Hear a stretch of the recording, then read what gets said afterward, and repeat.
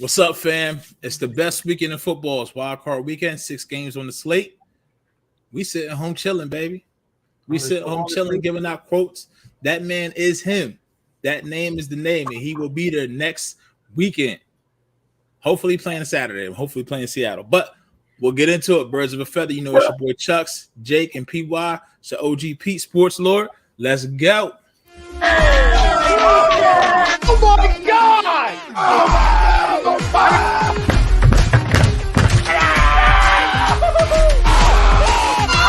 I'm embarrassed! He's flying!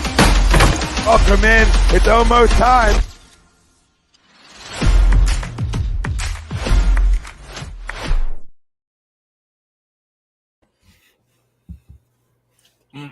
Birds of a Feather on A2D Radio, brought to you by Baggio's Bread in Mount Laurel, home of the best stuffed breads, tomato pie, sandwiches, cutlets, and meatballs.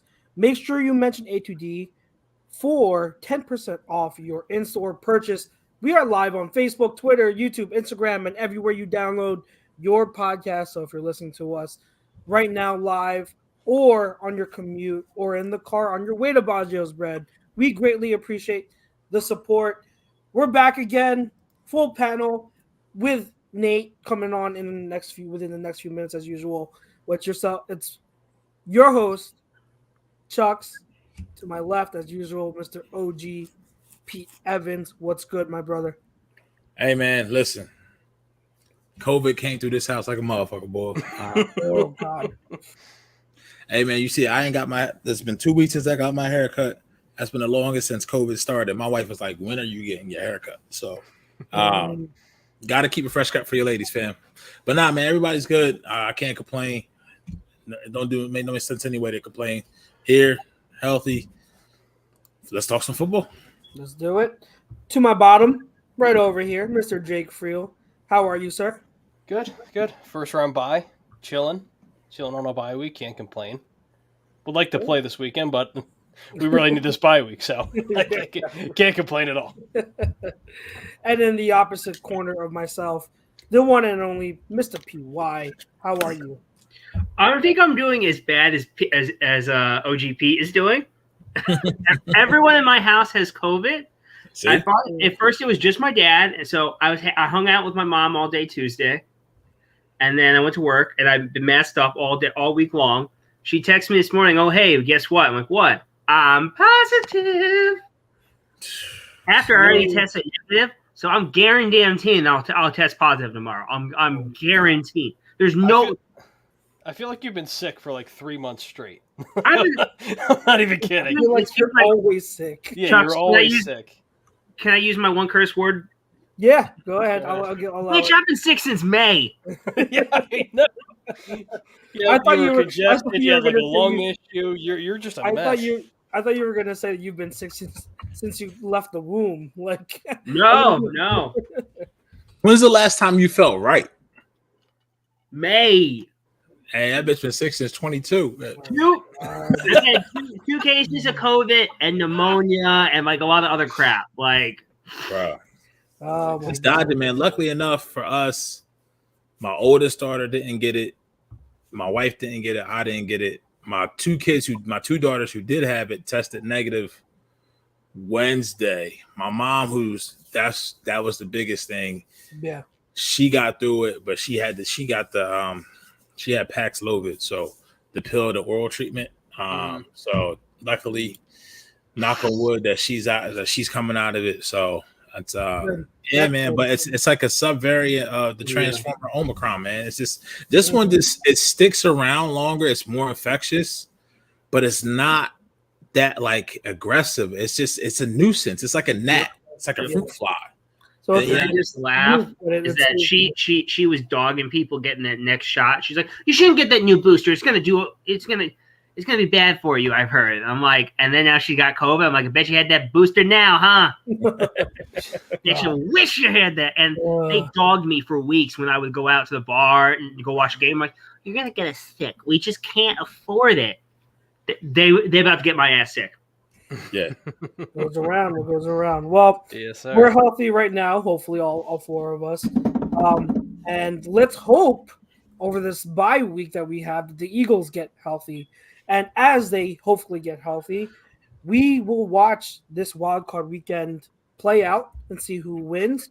But in the first quarter of the show, we are going to talk about what teams in this round are the biggest threat to the Eagles. That's the first quarter of the show. The second quarter of the show, we are going to cover the NFL wild card as a whole. So we'll take a look at each game, NFC and AFC, give you some predictions, some matchups, what we think about each game, who we're excited to see, who we're rooting for, all that stuff.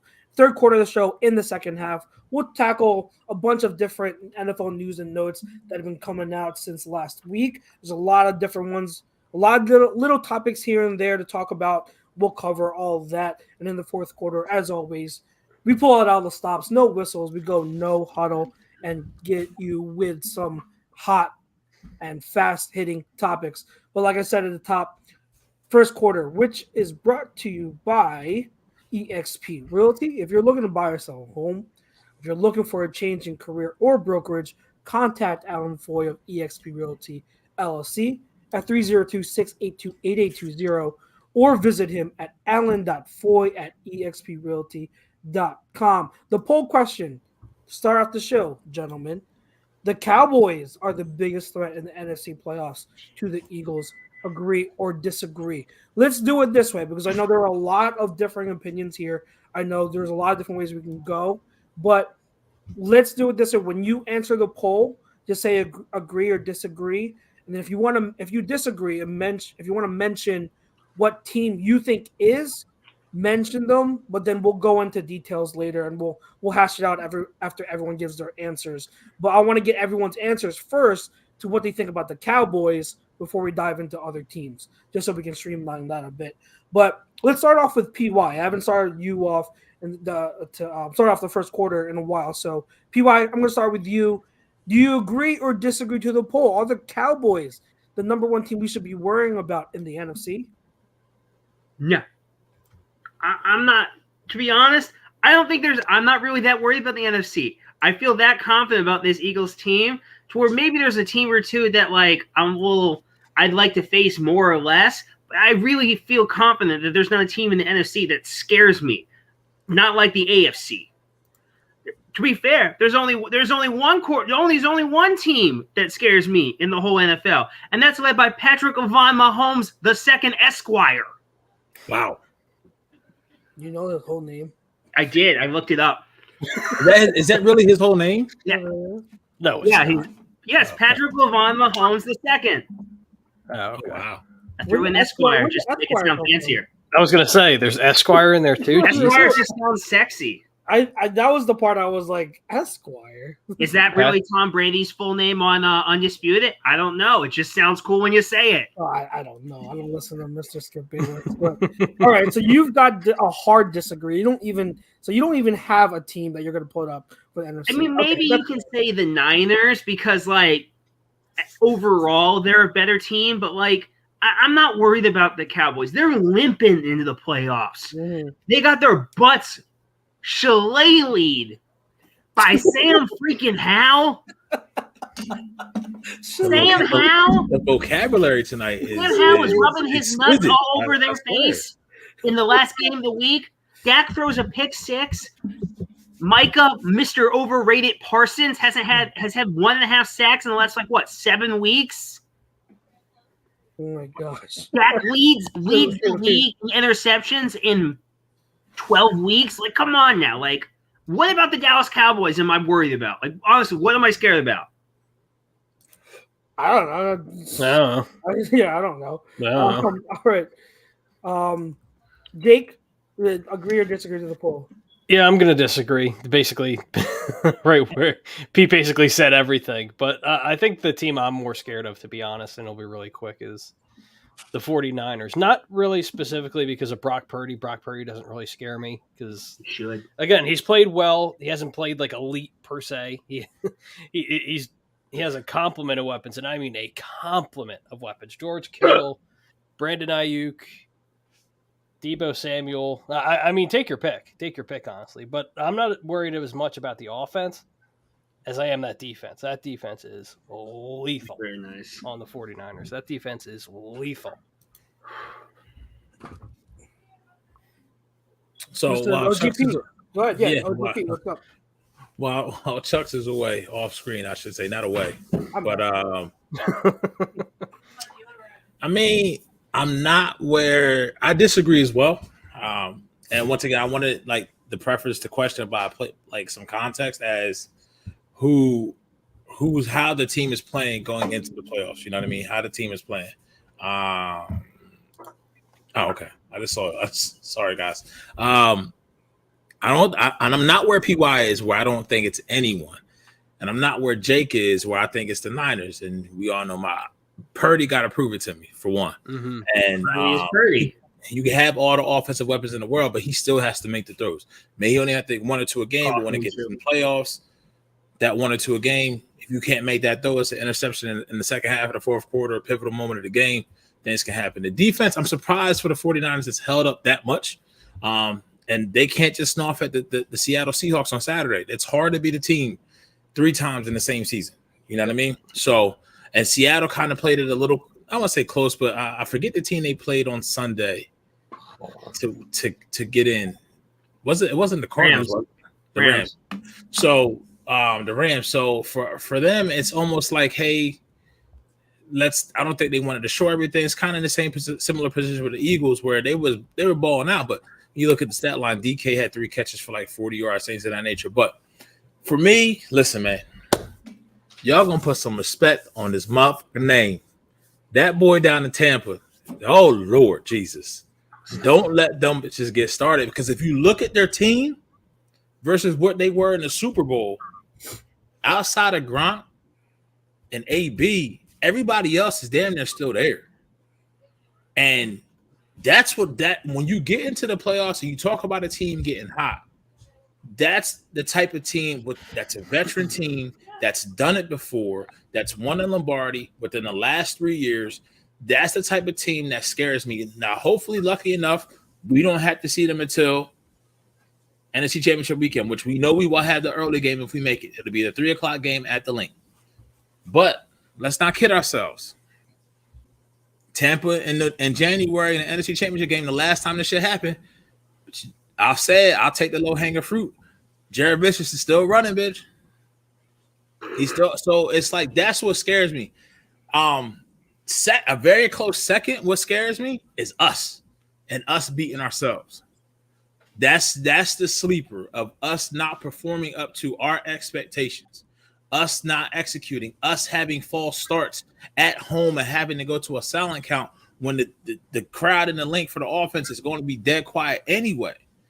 Us not hitting the little things and us getting in our own way. But as far as a team, even if both teams play, if every team in the NFC plays their A game, I don't think there's somebody I don't think there's somebody can touch us. But we have to see it. We have to see it, and you have to get through. You at least, for me, you have to get to the NFC Championship game. You gotta win divisional round. I don't care who you're playing, and and trust me, we all know how wild card weekend goes. There's going to be an upset on both days.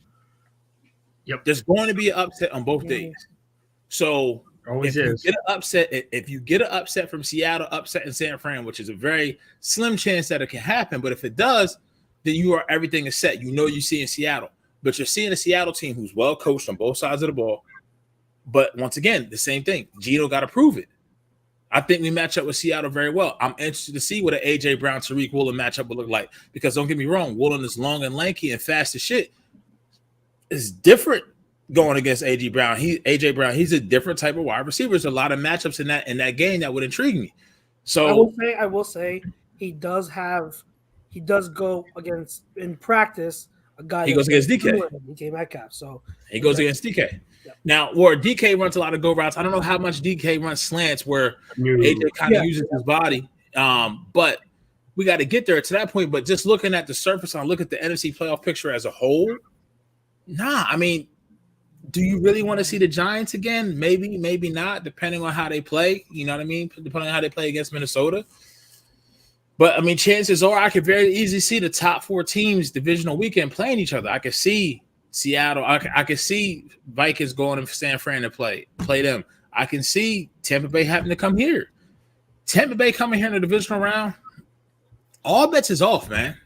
Mm-hmm. Now, I think for Jalen, that may be the matchup that he has circled on his calendar. Yep. Mm-hmm. Yep. Because of what they did to him last year. Can't read those defense. You see what I'm saying? So we'll see. We'll see. Yep. But I don't think it's the Niners because, once again, I just don't. I'll be shocked if the Niners make it to the NFC Championship game. Really? Okay. Shocked. Wow. And this is the reason why is because all defenses are going to try to take away what they somewhat do well, and that's in the run game. And if you can somewhat contain that, and you make Brock have to make throws, we're not talking about throwing the ball in week 17, week 14, week 12 is different than throwing the ball in a division round of the playoffs. It's a whole completely different thing. And once again, this is the other big thing. Even with Jalen's played in high pressure moments. Jalen's played on the big stage. Mm-hmm. Mr. Irrelevant hasn't not at the college level, definitely not at the NFL level. His team around him, and Chuck, you talked about this in the chat. His team around him is so well constructed. And the other thing is too, they're doing this without Debo. And Ayuk is flourishing. Mm-hmm. Now you bring Debo back into that mix. Kittle has flourished. The Kittles look like the old Kittle catching the ball the last 4 weeks. I think he's led the league in tight end fantasy points. So now when you bring Debo back into that, how does that dynamic change? You see what I'm saying? I don't think by much. We can say that Kyle. We all know Kyle Shanahan can scheme his ass out of an escape room, right?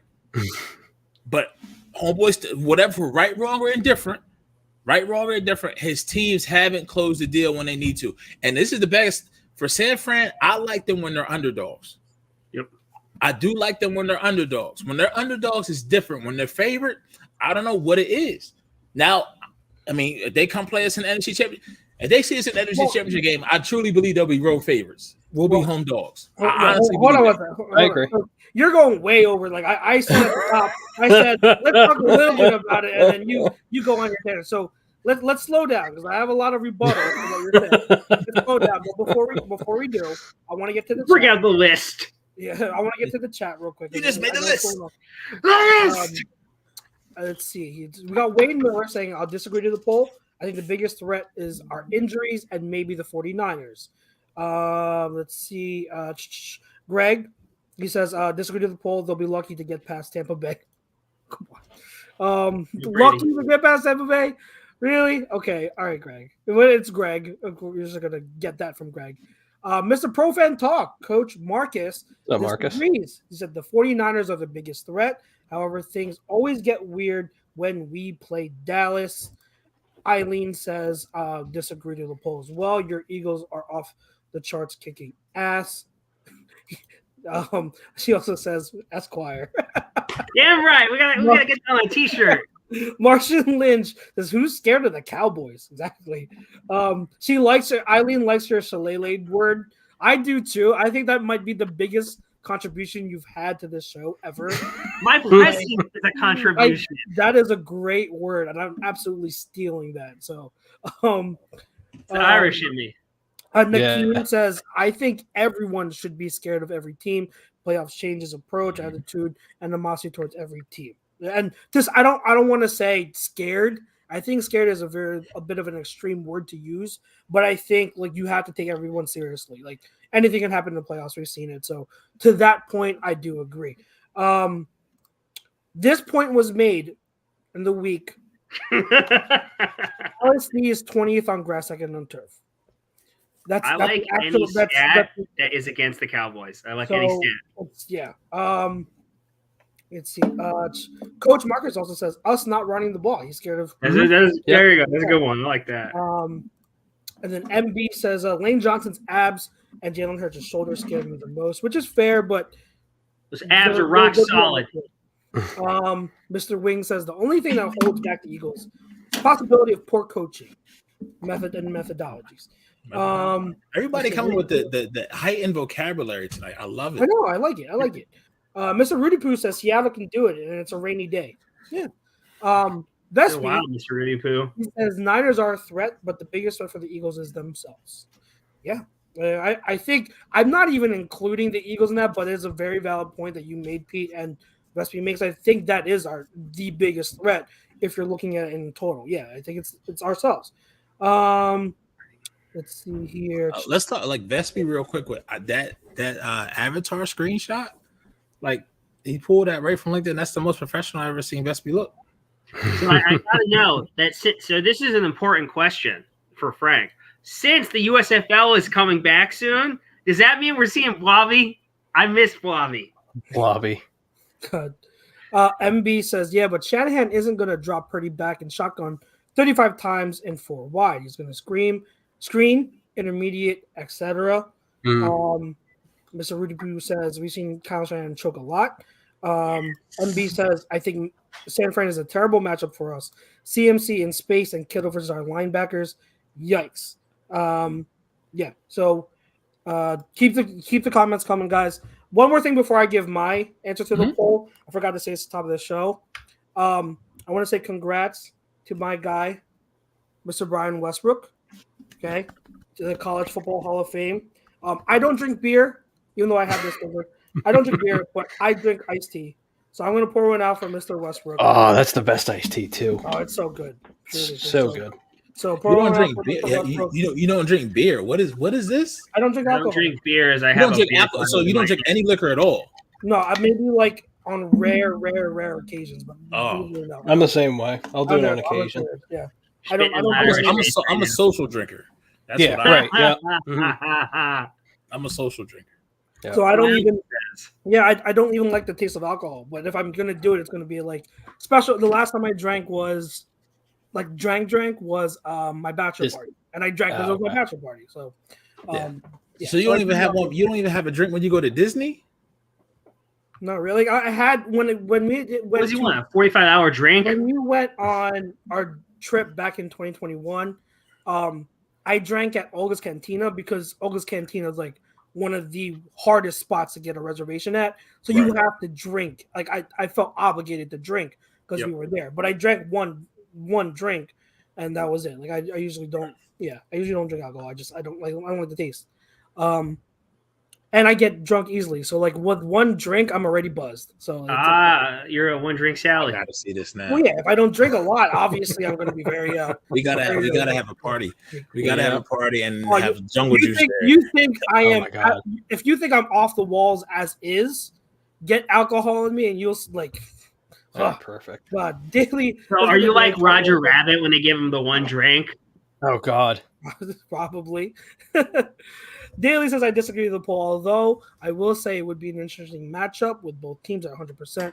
They split the season series. Yep. All right, so I disagree with the poll. I've been saying it for weeks. I think we all kind of agreed. The Cowboys, until they prove otherwise that they can stop choking in the playoffs, they don't deserve any benefit of the doubt. Any benefit of the doubt. So I'll say that. I like the Bucs are probably my next team up, like the second biggest threat, to me because for everything Pete said, absolutely legitimate. They're getting healthy on the offensive line, and they have a lot of good pieces. And everything he said is why I do see them winning against the Cowboys this Sunday or Monday night. I'm sorry. So I agree with all that, and I would not take them lightly. Even if the game is in Philly, I would not take them lightly. You can never take Tom Brady lightly. And with that roster, it's full of talent. The only thing I'll say to that, the reason why I think they aren't that same team as 2 years ago is because the coaching is a big difference. That coaching, I don't think that coaching staff is good. They haven't. A big reason why they haven't been good is because on offense, their play calling makes no sense, and their running game not cohesive whatsoever. Not cohesive, and their running game is non-existent. So those are the big differences as to why I think they're held back from being a legitimate Super Bowl contender compared to the top two teams in NFC, which I'll get to. But they're not. I'm not going to sleep on them at the same time. So they'd probably be the third best team in the NFC playoffs right now. To me, the biggest threat is the Eagles themselves. I think that what you guys said is legitimate, but I still think we're the best team in the NFC. When it's all said and done, I think we go to the playoffs. That being said, the biggest threat is the same team that I've been saying, or Jake has been saying, or PY has been saying. It's the Niners. And I said this before the season started during the preseason when me, OG Pete, and Nate had our big debate about who would win that division. And I said, I think the Niners would win the division because it's not necessarily because of Trey Lance, even though I do think his ceiling is high. It's because I believe in Kyle Shanahan and believe in that roster. That has held true, and that is why they are the NFC West champs right now, and they've won all the games they did. And let me get this off my chest first. Purdy, I absolutely agree with all the question marks. Like, he's got to show it. He's Mr. Irrelevant. Like, he hasn't been asked to do as much. He has done some really impressive stuff, and there are things he does better than Jimmy G. He's better at creating than Jimmy G. So when the system breaks down, the play breaks down, like, he's better at making something out of nothing. We've seen that. But he's also less accurate than Jimmy G, and that's expected. So, I mean, it's a give and take, but he's got to prove it. He's absolutely got to prove it. What I will say to counter that at the same time is that back in 2019, Jimmy G didn't have playoff success, and they went to the Super Bowl. The reason why I think people are making too big of a deal about Brock Purdy and as the reason why people are writing off the Niners to bat is because I think that they're forgetting this team, Kyle Shanahan's system, is the most QB-friendly system. He asks the least amount out of the quarterbacks, and he helps his quarterbacks the most out of any coach. Okay, and I know people are going to say like, oh, he's choked in the Super Bowl, he's choked in an NFC Championship game. I'm not even talking about them reaching the Super Bowl. I'm saying I think they make it to the NFC Championship game against us, and we beat them. So I'm not even saying, hey, Kyle's going to choke in the Super Bowl. No, I think they get to the NFC Championship game because, again, who else are they going to face that really is as talented, as well-coached of a team as they are? I don't see anyone except for maybe the Bucs. But the Bucs still have their flaws. So that's why, like, I don't want to say kind of by default, but in a way, yeah, when you have that stacked of a team, you can get over everyone else in the NFC and get to the NFC Championship game, even with Brock Purdy, because you're that good of a team. Like, they're absolutely stacked. And, you know, on offense, the offensive line is really good. George Kittle, like you guys mentioned, CMC is playing like he's prime CMC. He's going off. You know, Ayuk is breaking out, and with Debo coming back, he's going to be able to be that gadget guy who's going to be lined up all over the field. So on offense, they're stacked.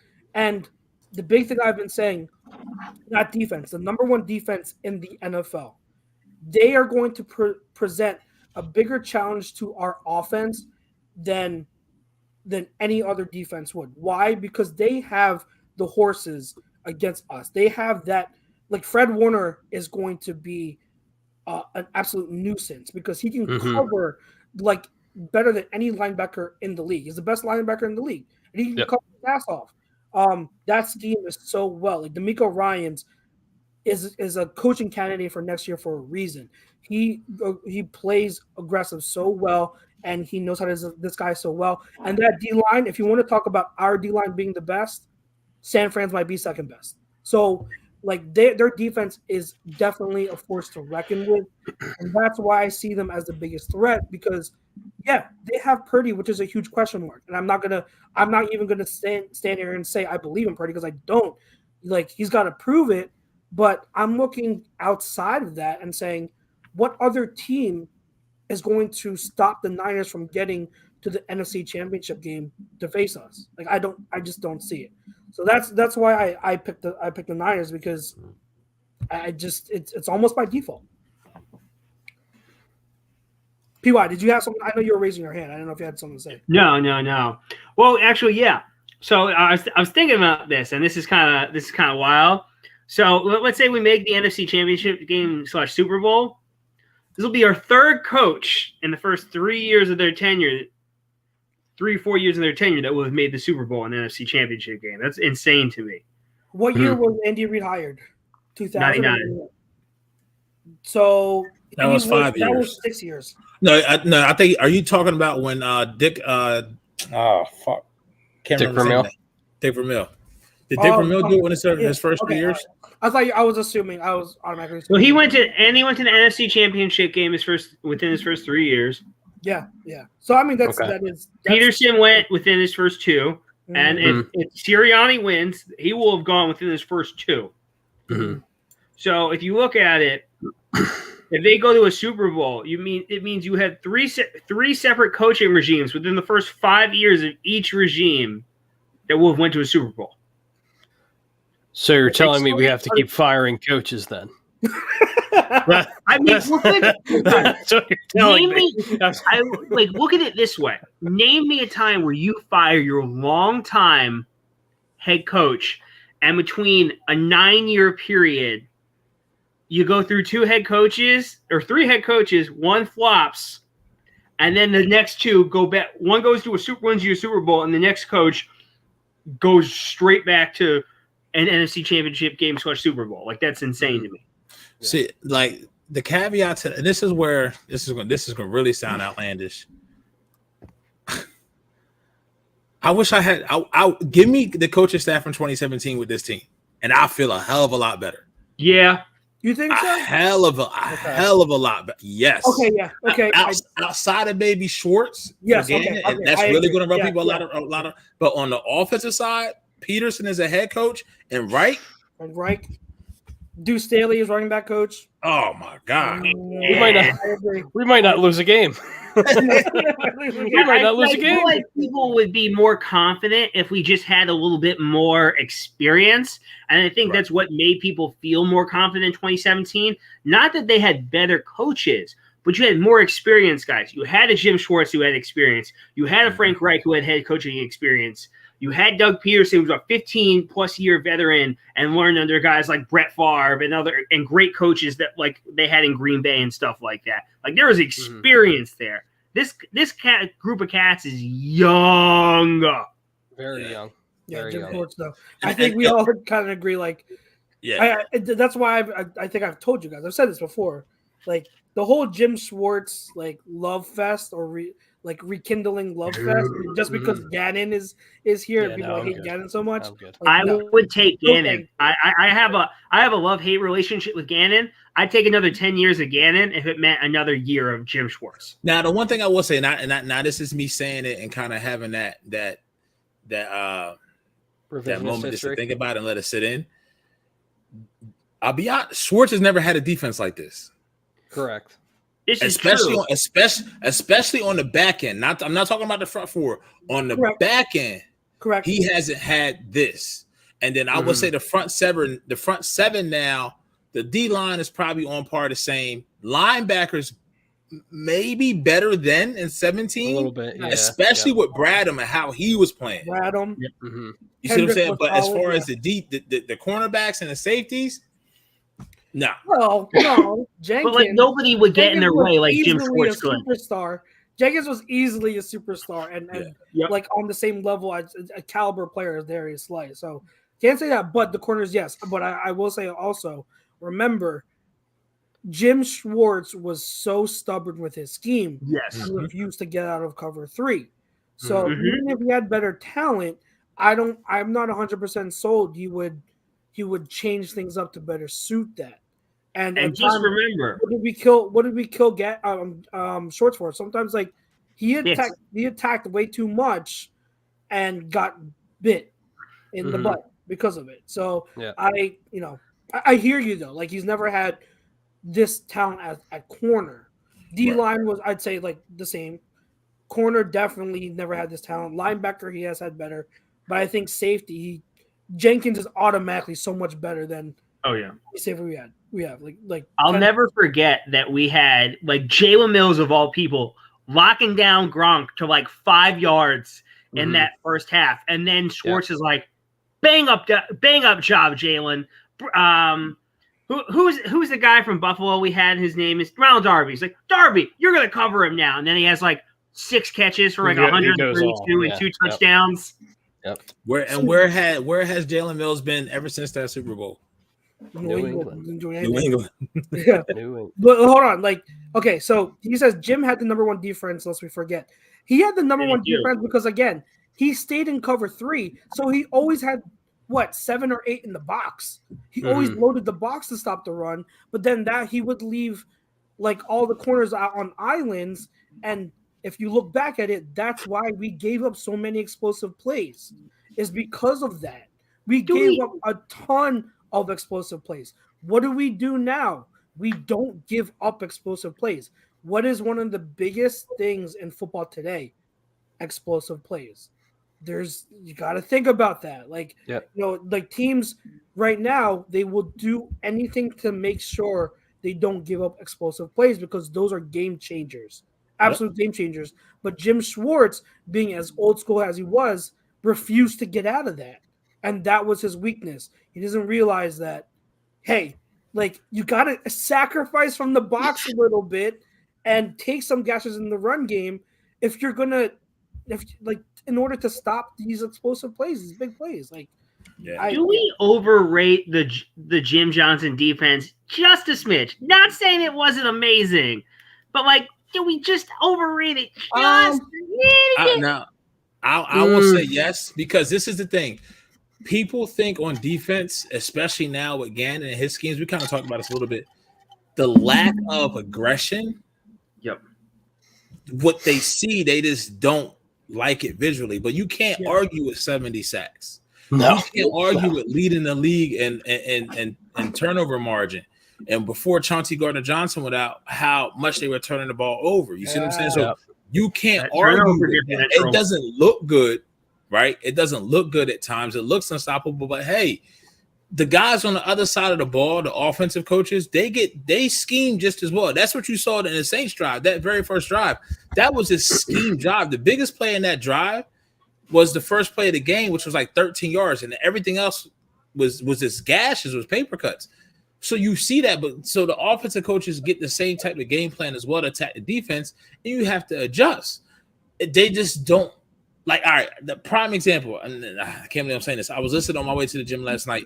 It was Riding with the King. It was Gillian and Eskin, right? And oh my God, how are you alive? Came out the gym, right? And then it was like 8 o'clock now. And he says, everybody talks about Gannon. This is 70 sacks, only blitzed, I think, 23% of the time or something like that. And they said, the Giants, so people say, oh, he's not doing this, bring more pressure, because the fans at home they can see what the screen is showing them, and the quarterback has ball and quarterback has time. So if he has time, that means he's gonna fucking pick us apart, right? Yep. You go, so what you want the caveat to be? You wanting to blitz more, you wanting to be like the Giants who blitzed the most in the league but only had 40 sacks. Right. Yeah. You literally almost doubled up another team in sacks, and the next closest team to you in sacks was the Chiefs with 55. So you cleared almost as many games as they're in the season in sacks. So now don't get me wrong, some of them sacks is man for defensive line. But we saw with New Orleans in that second half, a lot of those sacks were coverage married sacks to the rush. Yeah. He just didn't have anywhere to go with the ball. This is not to toot Gannon's horn because he has to do it now, but we've seen at stretches that this team on both sides of the ball can play at their best ability. They haven't done it outside of the Titans game. Maybe that was the best game because even though they were fucking killing Green Bay still put up 33. So there is lapses. You can't have that now in 2 weeks or next weekend. This show next week is going to have a whole different vibe. Yep. We sitting here now. We can talk about this. I see DJ World. He's a Dallas fan. Shout out to you. I haven't seen you in a while. Thank you for rocking with us again. Glad that you're back. He says 27 years ago. I don't think it's 27 years, but I'm not into that. I'm not Stephen A. Laughing. How about them Cowboys? Cowboys going Cowboys. I told you. I'm not doing all that.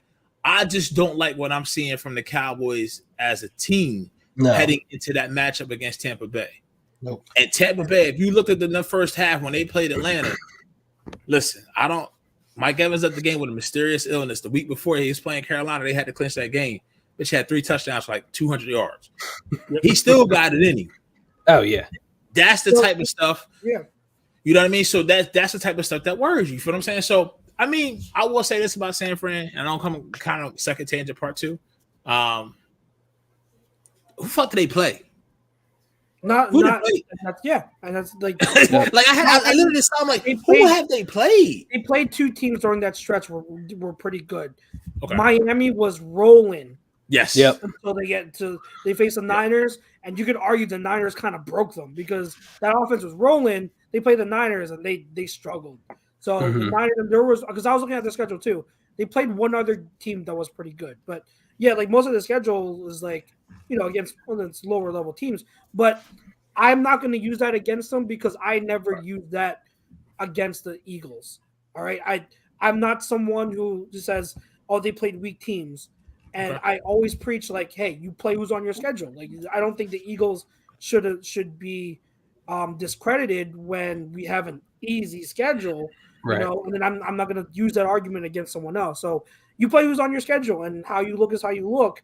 You play who's on the schedule. You have as many wins, and however you play, you get the seed. So, you know, that's how it is sometimes. And like against bad teams, you take care of business. You win. Yeah. But I think that the one thing you can take away from their easy schedule is that, hey, they're not unbeatable, because you've seen them against, who was it that they were playing that went to overtime 2 weeks ago? The Raiders. Jared Stidham. Yeah. Jared Stidham and the Raiders went to overtime. So there are chinks in the armor, and that's why I still favor the Eagles. All right, so they are beatable, but my whole point is when you look at them compared to everyone else in the NFC, yeah, like they're the best team compared to everyone else. Right. Right? So, what I will say to these were, like you say, like, you know, what does the past 27 years have to do with this year? And I would say this about any team, not just the Cowboys, but the thing is, like, when you have had this trend of not being able to get past the first round consistently every single year, you've got to prove that you've got that monkey off your back. That's the thing, and that applies to any team. I would say that legitimately for any team, not just the Cowboys. And when Dak is a good quarterback, but you cannot deny that these interceptions are worrisome. Like, come on, you know, like, I'm not even trying to be a homer or biased. Like, I would say this about any quarterback that would lead the league in interceptions despite missing 5 games. That's worrisome. That is worrisome. You can't do that in the playoffs. You can't do that in Tampa against the Bucs. They're going to lose. So and they have a stingy secondary too. Like that pick 6 Sunday, that was Minshew Saints-esque, because you had just went to that well, and and then very next play you go back to it. I mean, and you're not even looking. The balls is out. DJ Worlds real quick, he says, not avoiding you guys, just had a baby, so congrats. Hopefully, baby, everybody's well, baby. So congratulations. Yes, that's awesome. But and this is not, once again, you like you said, Chucks, you can't take away from San Fran's schedule. Just look. I will say this, and somebody said the Eagles haven't played anybody good. I'm sitting here thinking about it. The 7 teams that's in the NFC playoffs, right? Nobody really has fucking experience outside of Todd Bowles. But Todd Bowles has had experience as a head coach in the playoffs. It's really Shanahan is the most experienced. You look at Kevin O'Connell. You look at Dable. Dable has experience, but not as a head coach. But if you want to come at me and say this Niners is this, Niners that, look at the Niners division. They had 4 easy fucking wins. I think they went 6-0 in the division, if I'm not mistaken. You look at the Eagles division, we beat up on everybody else in the conference. Yeah. See what I'm saying? this isn't to toot the Eagles horn, but when you say you didn't play anybody good, listen, there's 2 other teams against winning in the same division in the playoffs. Yeah. So how can you say that team is, how can you say they didn't play anybody good? Yeah. It just doesn't, that rhyme of reason just doesn't make sense to me. Yeah, exactly. And you look at the other teams that like are in the AFC, the Chiefs lost to Indy. The Chiefs lost to the Bills lost to the Jets. Like, it's you can't look at that, like, especially throughout the entirety of a whole season, because each week is different. Like each teams change throughout the course of the season. Mm-hmm.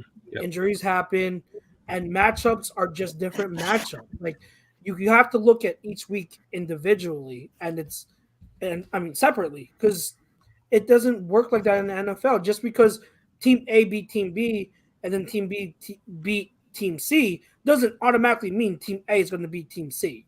Like it doesn't work like that. Matchups are different. Let's see. There was something else. Nakeem has a very good question too. This one? Yeah, I know, but we can hit Mr. Wings first if you want. All right, Mr. Wings' bottom line is this is the year. Schedule next year is tough. Eagles will be rebuilding due to free agents, possible coaching turnover. This is the year. I don't want to say rebuilding, but we do have to restock. Yeah, that's a better word. Yeah, restock. Reload. Restock. Nakeem says, in your guys' thought, what was Eagles' best win and worst loss? I'm gonna say the best win was this game. The Vikings, yeah. Oh yeah, without a doubt. That's why I got this. Galen doing the gritty in front of what's the name? This was the moment Jalen proved to me. I was like, he's the guy. That was the moment. That was the moment of the season. See, the moment for me was when Chuck, you'll remember this, when we were at Chrome's during the Washington game on 4th down on the Commander's goal line, and he throws a laser to Devontae Smith in the corner of the end zone. That's what convinced me. Yep. That's the game in Washington. Correct. Yes. Okay.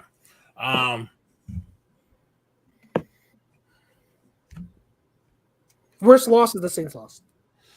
Well, worst loss is the Commanders' loss. Yeah, it's the Commanders' loss. It's not a question. Not yet. That's the Commanders' loss.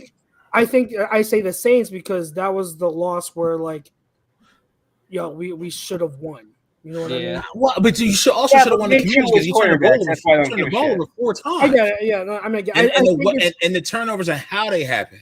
I'd say also worst loss because of circumstances because one. That's a game in Philly where you win and you have rest, but because of that loss, it's twofold. You have to play Hurts the following week against the Giants, and then 2, you lose draft position. It was just like we lost against the Cowboys the week before, but we played well outside the turnovers. So you go into that game like, okay, we're gonna win, and you end up losing that game. Like it's. Regardless of Minshew, like it was just to me, it was like the one loss where, and I said it after the game, that was the first loss, the only loss out of the year where I was genuinely pissed off. Genuinely pissed off after the Commanders loss, after the Cowboys loss. Right. I was upset, but I was just like, we beat ourselves. Right. But that's the one where I was like, the Saints outplayed us. They're the only team I could say. For a week, they outplayed us, so that's why I say the Saints loss is the worst loss. And I think it's a testament too, right, to how good this team is, because there's a trend with all 3 of our losses, and that trend being is even though we beat ourselves in a bunch of categories, we still had a chance to come back. Yep, we still had a chance to win that game. So it just tells you when we play bad, right, we're not out of it. No, no. I'm going to shock some people. I think the Bears game is our best win, in my opinion. Really? Because any other year, like a few years ago, you blow that game. That is a game that you circle as a dub, and you had a stinker, and you just get embarrassed, and you question everything and anything that's going on with that team. Right. Hurts has like one of his worst games, and yet he buries himself out of it or digs himself out of it, puts the team on his back. With a hurt shoulder, throwing dots to win the game, it showed me exactly why he's a franchise guy. Like that is you could all that is valid. You could also say the same thing about the Colts game, outside of him being hurt. You know what I mean? Like he wasn't hurt in the Colts game, so he showed grit, but it was very similar to the Colts win. Like bad game by the offense, or like we were struggling against a bad team. And they found a way to win. So like it's like very similar. Like I'm not saying I hate that answer. I'm saying like that's a very good answer. And like include that Colts win was a gritty win as well. Absolutely. So for me, this is gonna shock everybody. The best one of the year, in my opinion, is the only shootout they've been in, the back and forth game. That was week 1 Lions. I thought about going there. That's a good one. Yeah. That's a good one. Up, down, up, big. Lions come back. They have to answer. They close it out. Listen, Don's here. This is going to sound even really crazy. If fucking Baker Mayfield could have beat Seattle, I would have put a large sum of money. Oh my God, yeah. Three figures on the Lions going into San Fran and coming out with the win. I don't think anybody wanted to play the Lions, bro. No, nobody. Amazing game. Talk about an amazing game to watch. I don't think I could have put money on it because I think it would be a toss-up game. I think that shows how much respect I have for the Lions.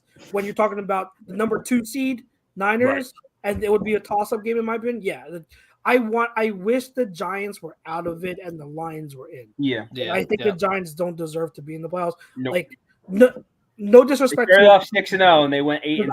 I think Brian Daboll has done an amazing job, but he is the reason why they're in the playoffs. It's Brian absolutely. Daboll. Yep. But they went. I just don't think they are as good of a team as the Lions, and the Lions are. But I think the Lions is the type of team that can attack the 49ers defense. Oh yeah, because they have the and put up points. Like it's quiet as kept. They can score in every fucking way. And that's why if the Lions were in, they would probably be my over the Bucs and right behind the Niners in terms of threats to the Eagles. Yep. Because of exactly why you said that offense can light it up, and they can go toe to toe against us. So I absolutely agree. Like that's why I think it's a toss up would have been a toss up because they can exploit that Niners defense. They can exploit our defense. They go toe to toe on offense. They could shoot out all left and right. So it sucks that they're not. It really does suck they're not in the playoffs. But I am so glad they won that game against Green Bay because I also would have rather see the Seahawks in the playoffs over Green Bay. Yeah. If I had to hear about 2-hour practices and how tough the Lions were and how much of a man's man and how his downstairs shoots lasers that is Dan Campbell, I would put a bullet in my brain. I'm not gonna lie. I would love to play for Dan Campbell if I was a player. I would love to play for Dan Campbell. I don't like him. Like you're insane. I am an insane individual. But he just reminds me of all those other guys where it's like, I'm the toughest man in the world and we punch through a wall. He's the best. I love Dan Obviously, Campbell. You're wrong because the players love him. Oh, they absolutely love him. They absolutely love him. That whole staff, because they're former players, they're so relatable.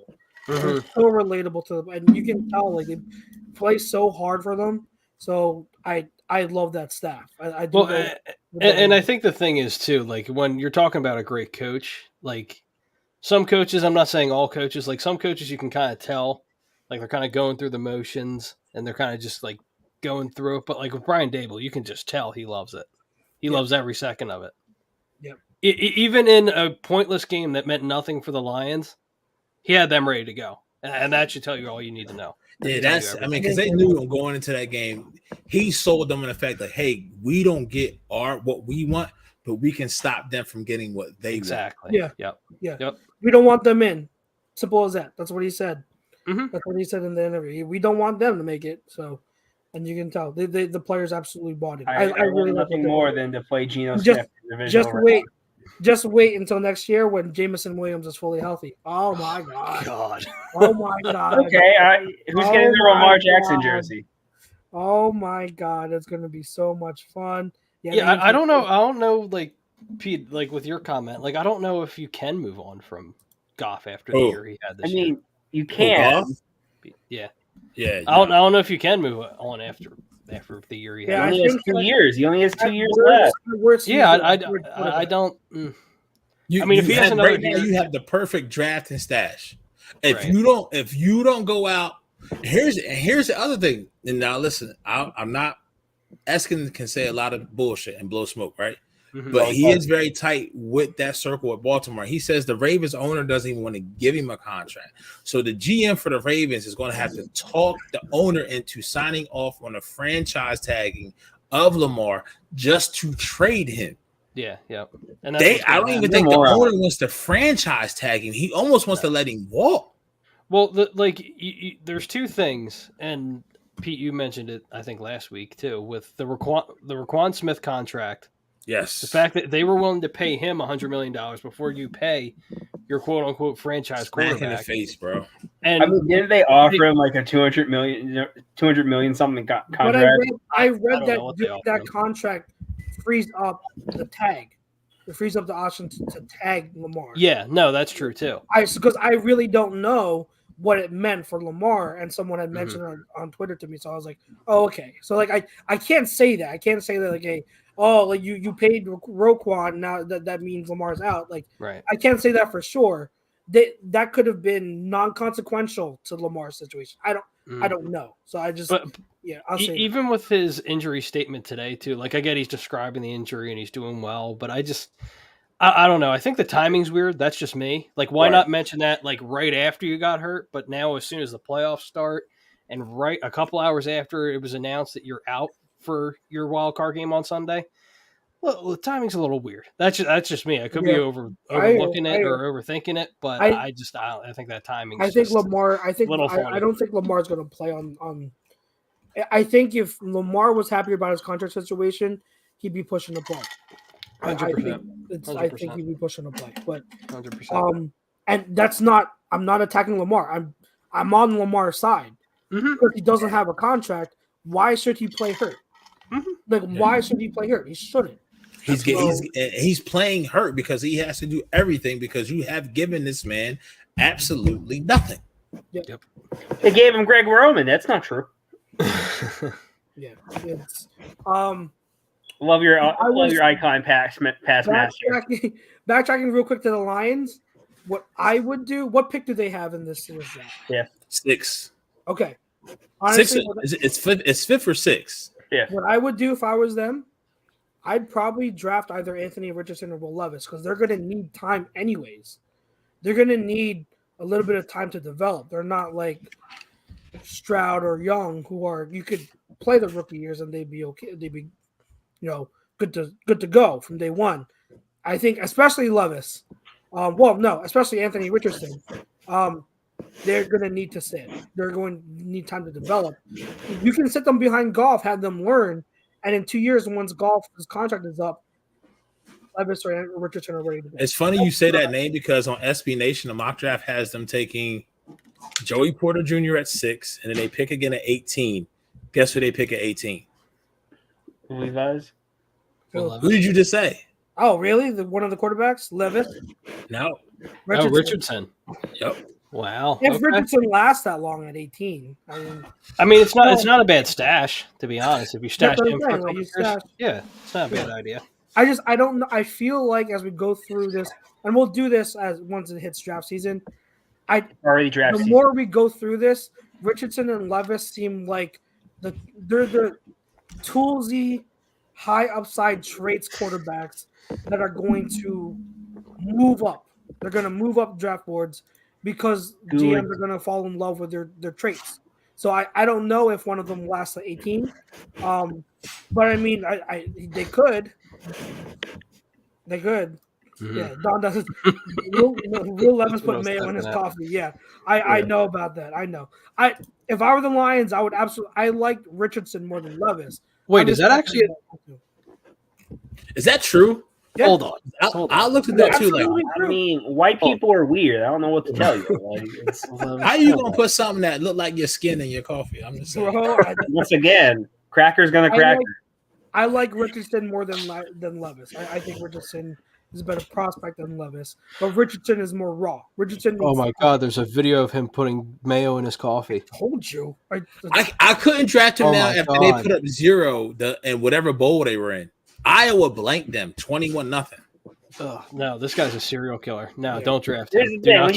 When you say something like that, like he puts mayo in his coffee, I don't need to. I don't need to see what that guy looks like. I know he's a honky. I know he white. Like, oh my God. Like some respected brothers ever put mayo in his coffee.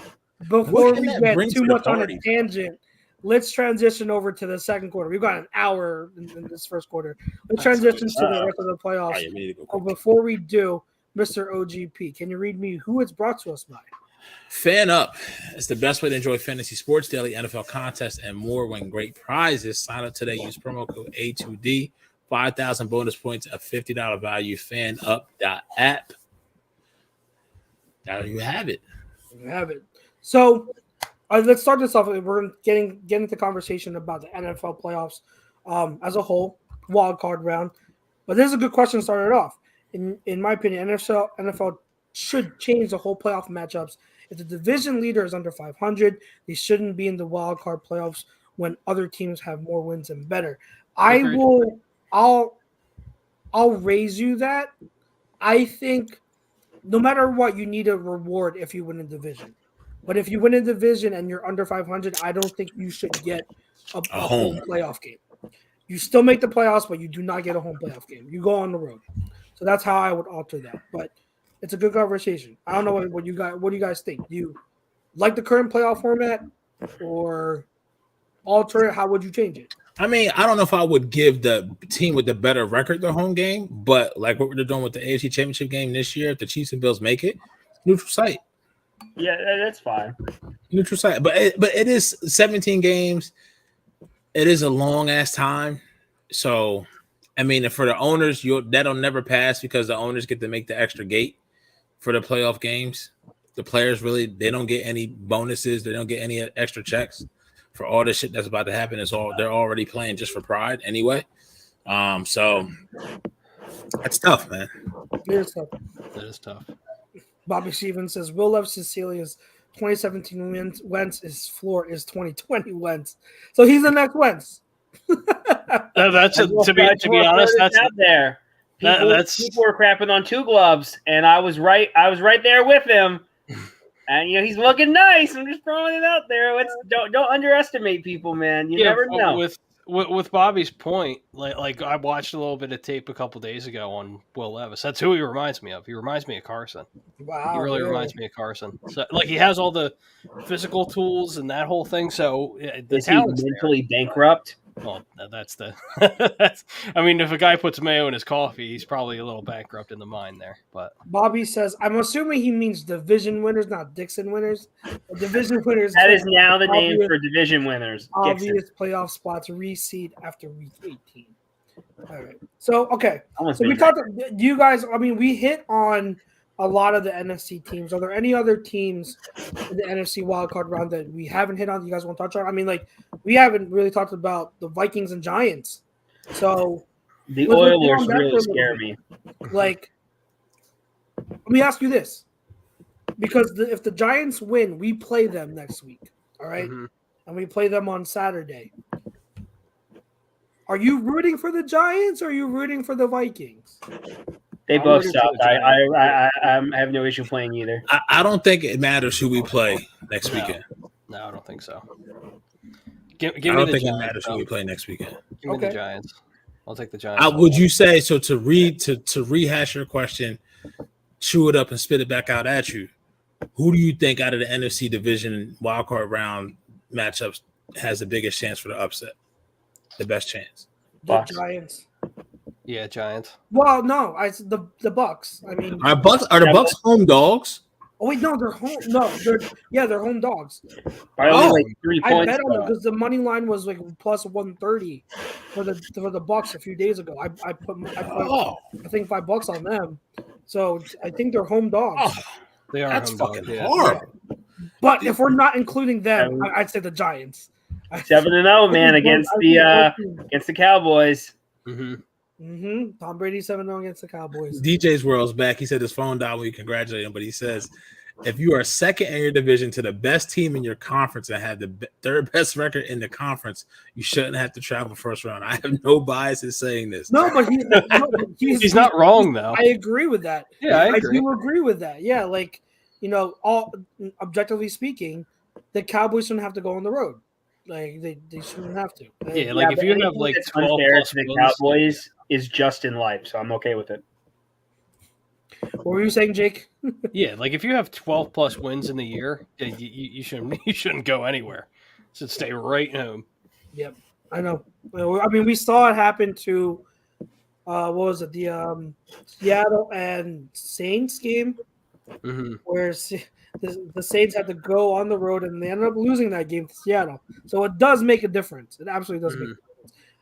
Naheem says he thinks the Giants might pull it off. And I think that they got close. The Giants, again, they don't have the horses. They don't have the talent. But, man, that coaching staff is really good. They've been doing a great job. They've been doing a great job of masking Daniel Jones, which let's say this. There's been a lot of, like, Daniel Jones hype going on social media. Can we just put a halt to that? Like, Daniel Jones is playing better than he ever has. But can we stop acting like Daniel Jones is one of the better quarterbacks in the league? Like, he's not. At best, he's like middle of the road at best. And did you guys realize? I just realized this. He has less passing yards this season than Russell Wilson. Wow. Does he really? So my buddy is a huge Giants fan. He was talking to me about this. And he's always asking me what I think about certain Giant things because I'm objective. Certain Giant things. Pause. Yeah, right. Ha ha ha. So, and he's like, "Well, what do you think of Daniel Jones?" I said, "I don't really think he's that great. Like, he's better this year." He's like, "Well, what about the record?" I said, "They started 6-0 and then they went 3-6-1. Like, it's not good. There's nothing to like make me feel happy about him." Now they're talking about giving him and Barkley contracts. I'm like, God bless you. Please do it. Yeah, do it. They do the best they can at hiding Jones from throwing. They really, really do. Yeah. And you scheme away from your quarterback. You scheme away from your quarterback. And this is why stats lie, guys, because a lot of the metrics have Daniel Jones' QB rating up high. Yep. And so a lot of people like Max Kellerman and others are saying, "Oh, he's one of the better quarterbacks in the league." Stop. Like, yeah, stop. no. Please if stop. there was one play to sum up a quarterback, Daniel Jones is that play to where he runs 90 freaking yards and then he falls on his face. That is Daniel Jones. That is who he is. Oh my God. Oh my God. Oh my God. Yeah, pretty much. That's his whole career, man. Yeah. So AFC, I am really intrigued by the Jags-Chargers game. And I really do think the Jags are going to pull this off. Yeah. This is the perfect, like, Justin Herbert, I'm in over my head game. Yep. So I had a question about this. I've been thinking about it for a few days. I wanted to bring it up in the chat, but I just wanted to save it for the show. Yeah. Okay. So because I think both have a lot. Like, one guy's heading into the biggest. I think this is the biggest moment of Herbert's career, and you could say the same thing for Lawrence. Who will the loss hurt more, Herbert or Lawrence? Herbert, yeah. Easy. Who will the win make more, Herbert or Lawrence? Lawrence, yeah. I think it's Herbert. It kind of, but Herbert is one of those things where you kind of like, okay, he's validated, in my opinion. Because if he doesn't, oh my God! First things first, or whatever that stupid show with Asho is. They're good. That's what he's going to run with for the next year. If the Seahawks, I mean, sorry. DJ's World, I pulled up DJ's comments, so I said Seahawks. If the Jags win, I have a feeling it's not going to be because Herbert craps the bed. I think with the Chargers, I've grown to I think I've now can definitively say that I don't think Brandon Staley is a good NFL coach. No. I've tried to be patient with him and fair, but I think he's shown now too much that he's not it. And poor man's dog. The Chargers are lacking an explosive playmaker on the outside. They don't like Keenan Allen and Mike Williams are so good at what they do, but they don't have anyone that can stretch the field. So Herbert has an amazing arm, but who's he throwing to? Like, you can't throw up 50-50 balls to Mike Williams all the time. Like, you have to be able to have someone in the stretch of it. They don't have anyone like that. So I think they're handicapped. And plus, Austin Eckler is a beast. But Austin Eckler is not a grinder of a running back. So they don't have anyone on the ground who can help grind out yards. Like, they use Eckler the way they're supposed to. He's a dual threat, and he's great at it. He's amazing. But they don't have someone who can step in and grind out some yards to kind of help take the load off the passing game. So I think that's going to handcuff them a bit against the Jags team. They're playing hot right now on both sides of the ball. Like, they have some young pieces that are really good. I said that before when we were getting ready for that game against them. Like, they have some really, really nice pieces on both sides of the ball. So I think Jacksonville can ride some momentum. I think it's going to be a great game. I would love to see an overtime thriller between these two. Yep. I think both QBs are so good. I'm a fan of both of them. So I'm really excited for this game. Like the match, the games on Saturday are probably my favorite games out of this whole weekend, save for obviously the Cowboys and Bucs game. But like, yeah, I'm excited for this Saturday's games. Yeah, I think it's going to be a great game. I saw one question here, I think by there you go. Nakeem asks, other than Jalen Hurts, since y'all are Eagles fans, who is your favorite QB in the league now and all-time favorite? My favorite QB in the league right now is Patrick Mahomes. I think that's a very chalk answer, but like I just love Patrick Mahomes. All-time favorite will probably have to be Peyton Manning, just because I love Peyton Manning. I thought he was a great quarterback.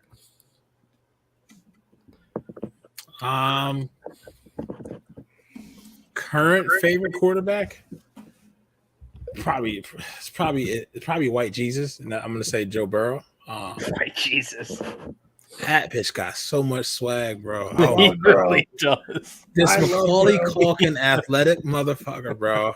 Yeah. So, all time, you got to come back to me all time. I have to kind of run through that in my head. So I actually saw a quote from someone today on Twitter, and I could not stop laughing at it because somebody was talking about one of my friends who's a Browns fan. They were talking about Burrow, and they just kind of jealous because she's a Browns fan. And someone was commenting, was, I don't really care about Burrow. I actually miss Andy Dalton. And she's like, what? He's like, yeah, I miss him. I know a lot of other Bengals fans who miss him too. And like 4 or 5 Bengals fans, they're just like, we do not accept this person at all.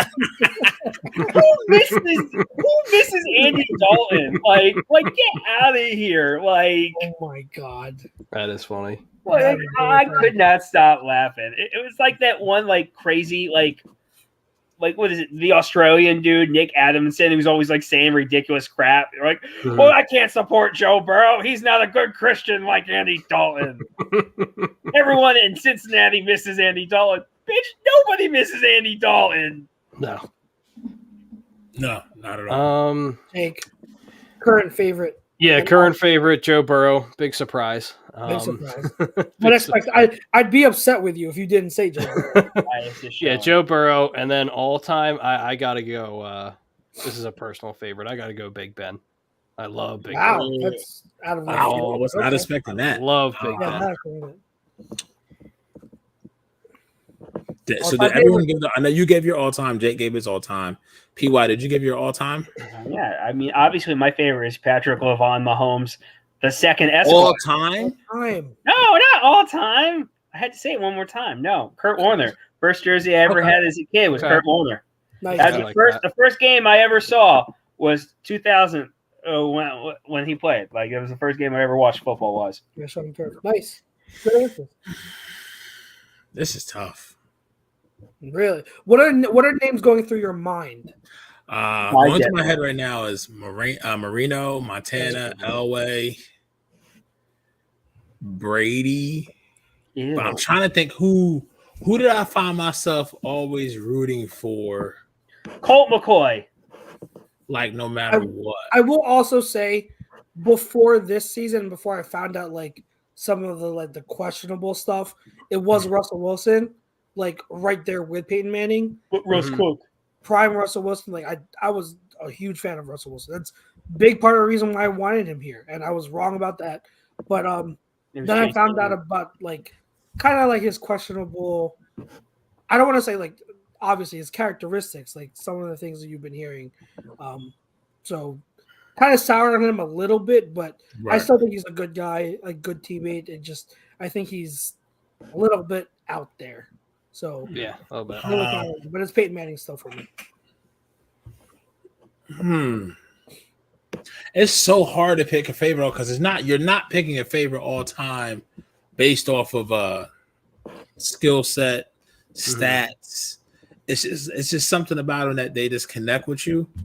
I will say DJ's work because he asked Vic anyone. I would have said Vic. Yeah, I thought about Vic. Eagles Vic is what I'd say. That's why I didn't include him because he's I became a big fan of him when he came to the Eagles. Chris Sims. What he did in 2010. So I would have to say this is more of a sentimental favorite, just because I have family from there. I'm gonna go Jim Kelly. That's a great one. Okay, that's a good one. Jim was really cool. I've met him before. He's a nice guy. Natural, genuine human being. Buffalo, those teams, they could never get it done. Yay for me. I'm rooting for a loser. But it's so easy. You can go. I mean, I was super happy when Elway won in 97, 98. Super happy because all the struggle and the strife that he been through to get there. Yep. Montana, I wouldn't say it came easy to Montana. Just those teams are fucking great. I kind of almost wanted to say Warren Moon. That's a good one. Very, very underrated. It's so hard, man. When you say all time, it is hard. You know what I mean, we say also. I mean, it's just tough. It's tough because Dilly. Now you're going back 2 generations of football. Yeah, we've seen. Me and Chucks have seen 2 full generations of football. I've seen the Eagles go from Kelly Green to Midnight Green and remember it vividly. You feel what I'm saying? So it's different. It's just different eras. I mean, I could see someone maybe like a Brodo or somebody like that saying Mike Vick, or somebody like Ralphie saying something like that. Like Ralphie thinks LeBron is better than Michael Jordan. That's he's correct. He is correct. He's actually. You shut your fucking mouth. Whoa! We're a PG show. No, let's not get into that talk. Not getting into that. Find him. We need to find him. We stop. I'm gonna listen. The one thing I'll say to this, right, and real quick, this is the just speed. I don't want to go. I want to start a whole tangent. You cannot be compared to the GOAT of all time when you weren't even the best player in the league at the time that you played. Because there's no way in the world people could look me in my face and say LeBron was the best player in the league every year. He was better than Kobe in 08. Nope. Every time Mike touched the court in the years that he played, when he started winning rings, there was nobody in the league that could say they was better than him on both sides of the ball. Nobody. And I rest my case. That's all I'm gonna say. It's okay. It's okay to be wrong. If Mike slept in a hyperbaric chamber like LeBron did and put millions and millions into his body like LeBron did, could he play longer? No, but Mike wanted to go to AC and gamble. My man didn't need 4 years off. I'm just saying. Stop it. We're just stop it. No basketball talk right now. Save it for the offseason. One of the people in the chat, if you're listening, that guy didn't need to go play soccer in the offseason when we have nothing else to talk about. We'll resume this conversation. Talk about Mike's 180 batting average. Don, my favorite QB got to be Den Orlovsky. I just love his speed. Solid pick. Did you see the Don, you embarrassed. He was like, how dare you not? I could play quarterback for the Jets right now. I was like, Stephen A said, well, I mean, to play quarterback, you got to stay in bounds. They roasted him. It was the best. I'm a little embarrassed by Don right now for not saying John Kitna. Oh my god, okay. I was cracking up. That was so funny. You can tell, I don't watch ESPN much, but those people on NFL Live at what's that morning show that Orlovsky's on? Orlovsky, Ryan Clark. Yeah. They're Mina Kimes, they're so tight knit. They have fun. They have so much fun on that. That's the only ESPN show I'll give the time of day to. I like watching Stephen A when the Cowboys lose. Sorry, DJ's World. That bitch had a cowboy hat on Monday. He's been like that forever. Crazy, bro. When he came back for First Take, even when that when I used to watch First Take, God, that was so long ago. But after all the Cowboys losses, I would make it a thing, priority to watch First Take the next morning so I could see Stephen A. clown skip. It would be so funny. It'd be so funny. Whatever can go wrong, will go wrong. And then the sleeper segment on Mondays when they gas up Michael Irvin with Michael Irvin's playmakers. Oh, he's gassed already. He is gassed already. That shit is pure. But when RC and Stephen A. sitting there and they just gassing him, oh my God, it's hilarious, bro. Yeah. They have fun, yo. They have fun.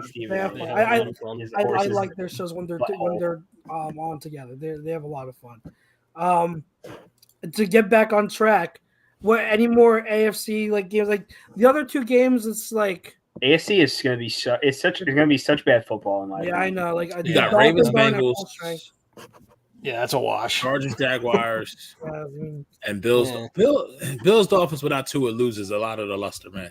I mean, is Bridgewater even playing? No, it's what's wrong with him? I forget what he injured, but yeah, I forget what his injury is. Yeah, so you're facing a fifth string quarterback. I would even play Josh Allen at that point. Just be like, that's crazy. Who's our backup? Let's play him. Yeah, you have a decent point. They could pull Josh Allen by halftime. Who's their quarterback? Who's their backup quarterback? I don't know, to be honest. I would sign Nathan Peterman right now and be like, "All right, buddy, you're going. Have fun." No, Peterman's in Chicago. So I was thinking Peterman. I'm like, Peterman, is he the backup? No, it's a thing. Sign him off the practice squad right now. The Ravens and Bengals, similar thing. They're going to be starting Tyler Huntley, but man, Lamar's already trying. He's already like, oh, we know my sprain is actually really worse than it actually is. I'm like, no, it's not, bro. Stop. You're trying to save yourself some face because you're not going to be able to play in the game, and you're trying to save yourself a little bit of money in the offseason. I get it, Lamar. It's all good, bro. If Don asks, if Jags beat the Chargers, does Trevor pass Herbert in the QB round? No. Because if you put Justin Herbert with Doug Peterson, no. Oh my God. Oh no. Oh my God. If I'm a Chargers fan, I actually hope they lose so I can get Sean Payton. Yeah. I mean, because Brandon Staley's a fraud. Brandon Staley's got to go. Those two together. Yeah, Brandon Staley's got to go. Yeah, oh my God. He's a poor man's Doug Peterson, in my opinion. He does very similar things, and he loves going for it. But I wouldn't even say poor man's because it doesn't make sense when he goes for it. Yeah, exactry. It makes no sense. It doesn't make sense. That's rookie. But here's the thing: when Doug would go for it his rookie year, it was just crackhead mentality, where it's go, go, go, go, go, go, go. Mm-hmm. And then the second year is all right, let's go. It's what's the numbers? Okay, those are good numbers. Let's go for it. Yeah. Peterson set that trend, by the way. No matter what, he did. He set that trend, and so. Yep. Man, if you want to be mad at Doug, be mad at him when he played the Giants and he went for 4th and 1 when he was up by 4. It was 17-13 and they lost the game 20-17. Yeah. So I literally have a plaque in my room that says "Go for 2," which always makes me laugh. Go for 2. So should I have that used to go to Princeton games a lot with my grandfather, and whenever they're up a lot, I'm like, "Go for 2." So he got me a plaque or something with tickets on the plaque, and on the bottom it says "Go for 2." And I'm like, "Yeah, go!" That's the U way, baby. All right, let's get to our last two segments. Third quarter, which is brought to you by Specialized Physical Therapy. Check out our dog Paul Vidal. He's got 2 locations, Burlington and Cherry Hill, and make them yours. SpecializedPhysicalTherapy.com. So NFL news and notes, real quick, guys. Some minor stories, but I wanted to get your thoughts on. We've seen some head coaching firings now already. The Texans have asked for interviews for several assistants now, so just they're looking for a new coach. Cardinals fired Kime and Kingsbury, and they are looking to trade DeAndre Hopkins. And what we talked about, kind of leading up to it, before the show, the Bears, they have the number 1 overall pick now, not the Texans. That's part of the reason why I guess cost Levy's job. Doesn't have a job. So deserves to be I fired. guess let's start off with the Bears conversation, all right? Because it's the hot topic right now on social media. I kind of already know what PY is going to say. No, so you don't. I'm going to let him go first to get it out of the way, and I'm going to take a bathroom break while he talks. So if you're the Bears, do you entertain and possibly draft one of the QBs at number 1 and trade Justin Fields away? Or do you go the Eagles route and do you? I know what you're doing. He doesn't. You don't. And you stay patient with Justin Fields and use that number 1 pick to trade back, collect assets, and actually build a good team around Justin Fields. So PY, go ahead while I use the bathroom. You son of a bitch. We know what you're gonna say. So No, you go don't. ahead. As I Be very short. As I continue to be the smartest person in the room, Wow. I will educate you all. Okay. If I was if I don't trust anyone on the Bears. I think it's run by a bunch of morons. Okay. This is just like they were when they traded up against themselves to go get Mitchell Trubisky. If you have a functioning brain and you believe in Justin Fields and you believe he is trending where you guys think he is, no brainer. Oh, are you entertaining offers to draft a quarterback number 1? What does your GM say? No, Justin Fields is my guy. And then you say some dumbass comment where it's like, oh, I'd have to be blown away. I'm like, no. That's not no. You're not saying no. A smart GM nicks it in the butt and is like, nope, Justin Fields is my guy no matter what. And if they have a brain, but once again, it's Chicago, which the last 20 years, it's been run by moron after moron after moron after moron. Mm-hmm. And their best quarterback was Rex freaking Grossman. Like, you entertain 0 offers and you stick by your guy. But as I said, they're run by a bunch of idiots. Right.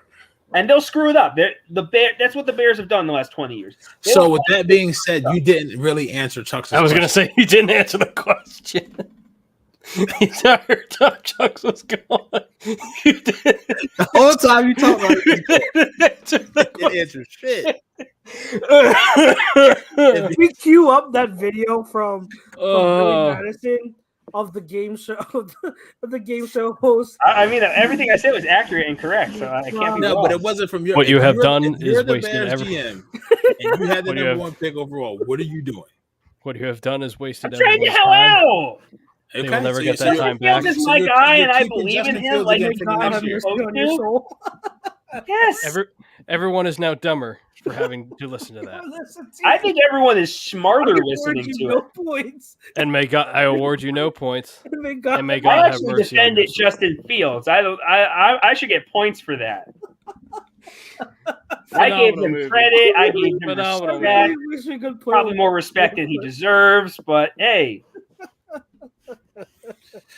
All right, Jake, nice. You go ahead.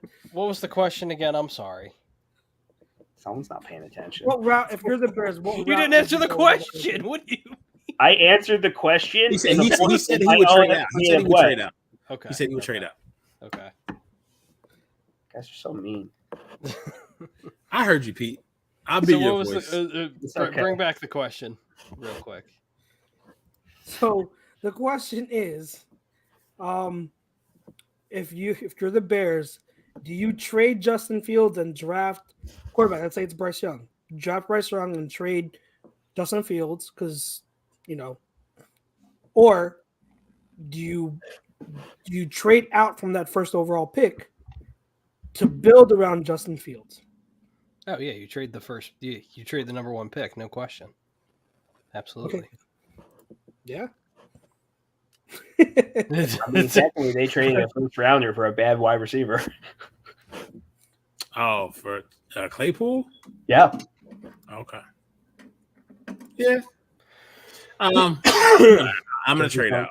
I'm gonna trade out because you have to see what you're far, but you're close, and you can see what kind of a retool can do when you give a young QB some weapons. And this is the one thing, and we can see DJ's World and Sam Rose going back and forth. I know they're talking about other shows while they ain't here with us. It's all good. I'm not gonna be mad.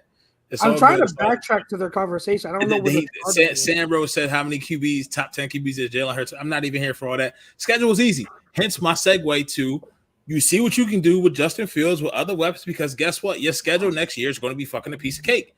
You have the number 1 overall seed for a reason. You're going to have probably one of the easiest schedules in the league. So see what you got. And then the year after that, kind of see, because this is it's more advantageous to have the number 1 pick this year than it was last year. Yep. Because you have so many QB prospects. But honestly, you also have Jalen Carter and Will Anderson at the top as well, who some may say may rival top end other D ends and defensive tackles that we've seen in other years in recent drafts. So the elite of the elite is better. So what on prospect wise this year versus somewhat last year, and it is more advantageous to have the first round pick this year to try to see if you can acquire more picks, because there are going to be probably more QB needy teams. Hell, they were talking about this QB class at last year's draft. You know what I mean? So yep. And then honestly, if I'm the Bears and you really want to acquire more picks and you want to trade out, because you know who's going to be there next year. The boy from USC, and that everybody everyone's going to want him. He's going to have people throwing his draws on the damn stage of the draft. Thank you, DJ. I appreciate it. Yeah, I appreciate it. I love you, DJ. Appreciate it, DJ. Yeah. Teddy Boy, Justin Fields is the kind of QB you build around. So, question, because I just don't pay attention enough. I haven't gone yet.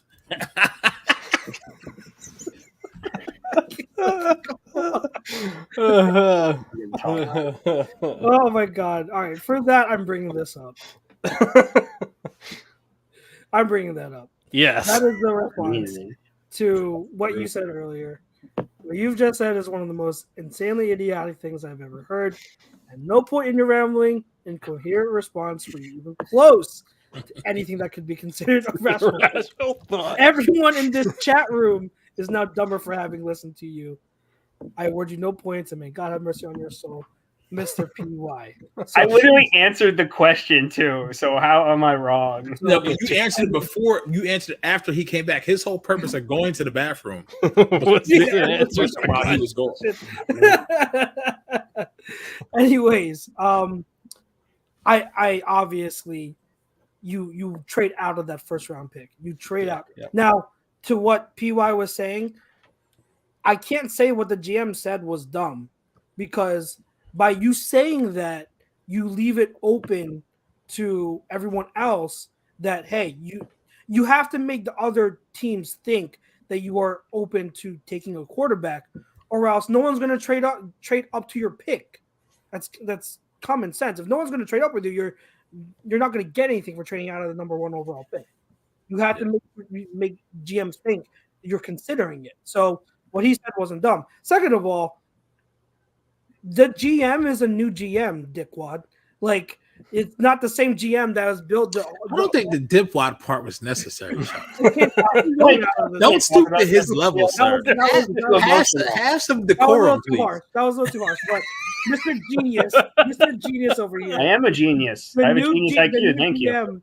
The new GM is a new GM. Like, he's not the same one that built the horrible team. He's actually cleaning up what the previous GM was doing. So yeah, he's cleaning up a mess. You should have no verdict on him yet, because he has to clean up the mess. But anyways, like, the whole discourse, and I've retweeted some things on Twitter about, like, people saying, like, this whole discourse of, oh yeah, Justin Fields, what has he proven so far? He's proven nothing as a passer. He's just a runner. So you got to trade him for a price. Like, it's the same narrative people had about Jalen Hurts. Same narrative that people had about Lamar Jackson. Same narrative that people had about Josh Allen. Look at them early in their careers. And look at what they did as a passer the first 1 or 2 years of their careers. It wasn't that great. Wasn't that too far off of what Justin Fields has done in his first 2 years. And if you don't believe me, go to my Twitter. I retweeted a guy who did a whole thread, researched all the stats for all of those QBs and presented them. They're closer than what you think. So, like, you have to be patient. That's the whole thing. Like, these teams, some of these fans, they get so impatient and they don't let QBs, especially QBs. I'm gonna tell you the most patient fans in the world, Chucks. The most patient fans in the world. Who do you think it is? I don't know, but it's not the Eagles fans. No. It's the team that we mentioned tonight. They were in the poll question. The Cowboys. Yes. Honestly, I mean, I'm not saying that to beef. I'm not saying that to start some shit. They literally are the most patient fan base I've seen. It's because every year is their year. Dak has been there now for 7 years and has gotten paid. Mm-hmm. And I have yet to talk to a Cowboys fan to have a real conversation where it's like, I want this dude gone. You know what I mean? Like, it's where if that was here, if we had a QB that missed 5 games and led the league in interceptions, this fucking city would be burning the fuck down. Oh my god, yeah. Can you imagine if we had Dak for 7 years and everything just went the way they went over there? Oh my god, we'd be ready for death. Tip my cats off to you. That part, Cowboys fans, I tip my cap because they are patient. They are patient. Yes. I give them credit because I'm actually siding with Cowboys fans here. I don't know how they put up with an owner like Jerry Jones. I just alcohol.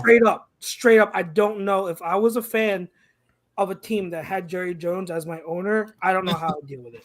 So my man got a weekly, not like a coach having a weekly radio spot. The owner. Owner. Yeah.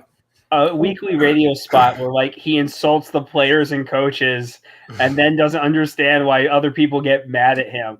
Well, of course we're losing. He's a dumb son of a bitch. God damn. So Sam Bro says y'all waited 59 years for one ring. Bitch, we didn't do it quietly. We didn't go quietly into the night. We was kicking and everything. Dog, like you see how much we hold on to the fact when y'all lose. I mean, yeah, Don, that's true. But I don't deal with Lions fans outside of yourself, which I'm very happy to know you, sir.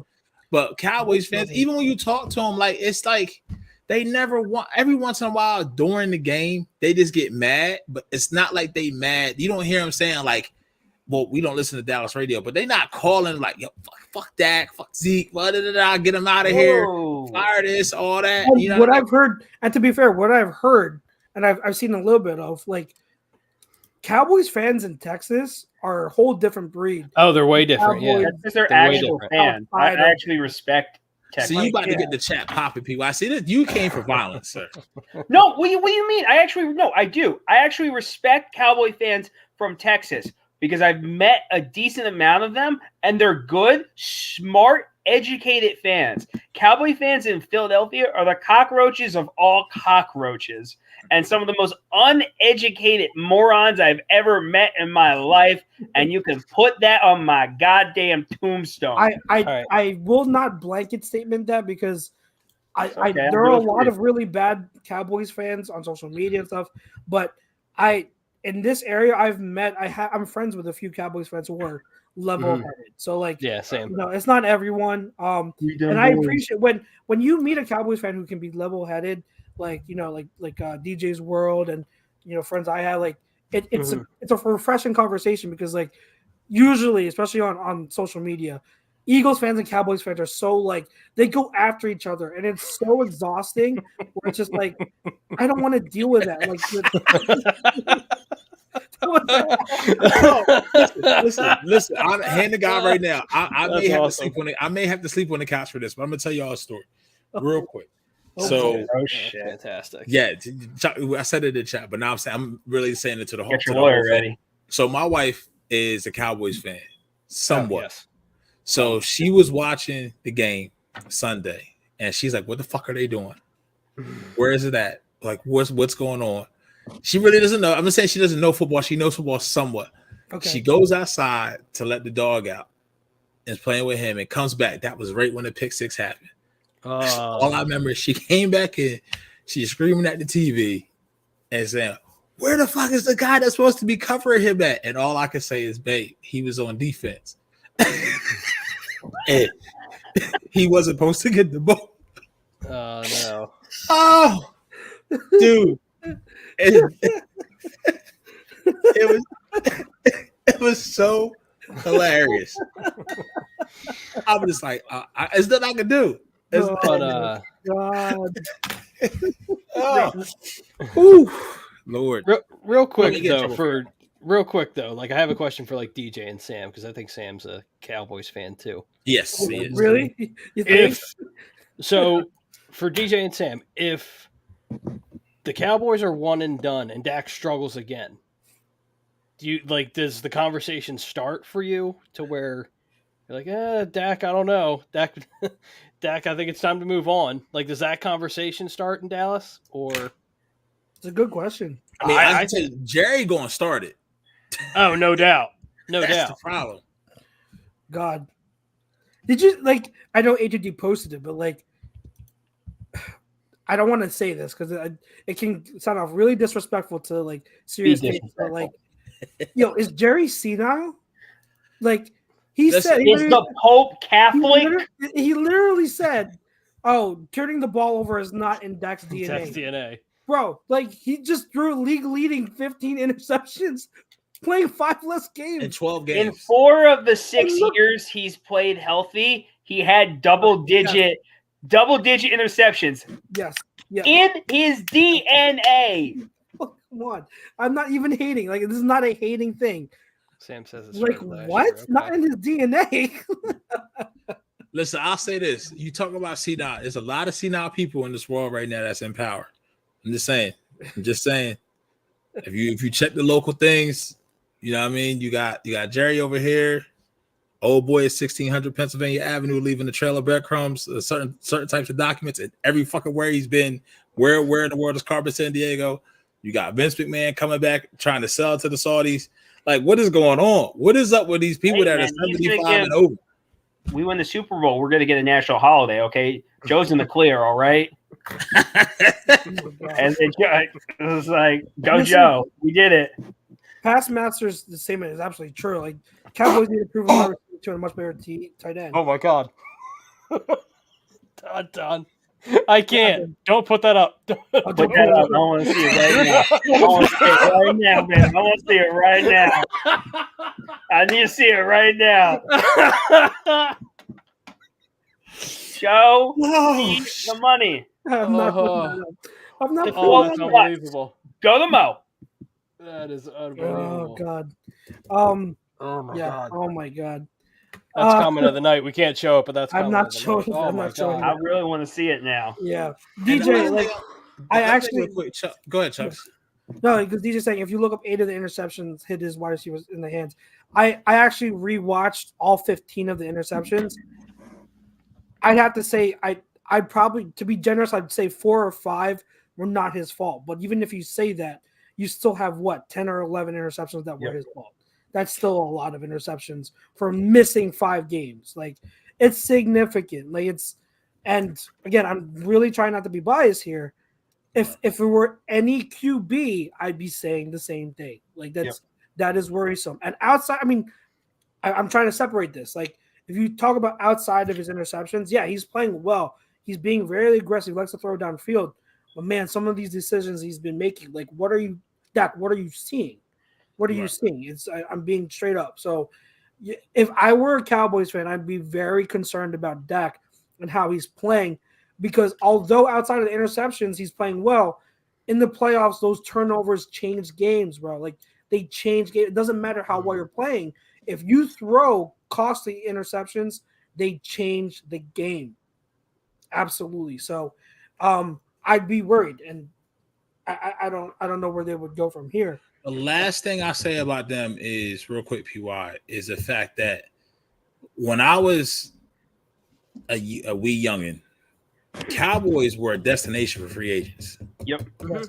They are not now. For whatever reason, their owner doesn't care. Like, prime free agents don't go there. They don't. Yeah. And I understand that they want to build through the draft when they do that, but like I seen the proven wide receiver number 2.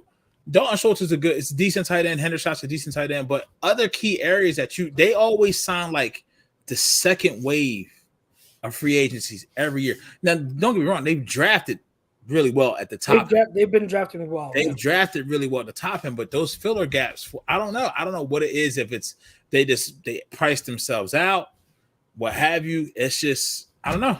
And to also talk about, like, they draft well overall, but man, they also really miss on these big risk prospects like Jalen Smith and I forget what the other guy. Like, there were a lot of risky prospects that they drafted high up, like first round, second round, that big risk, high reward, but they haven't panned out, and that's hurt them.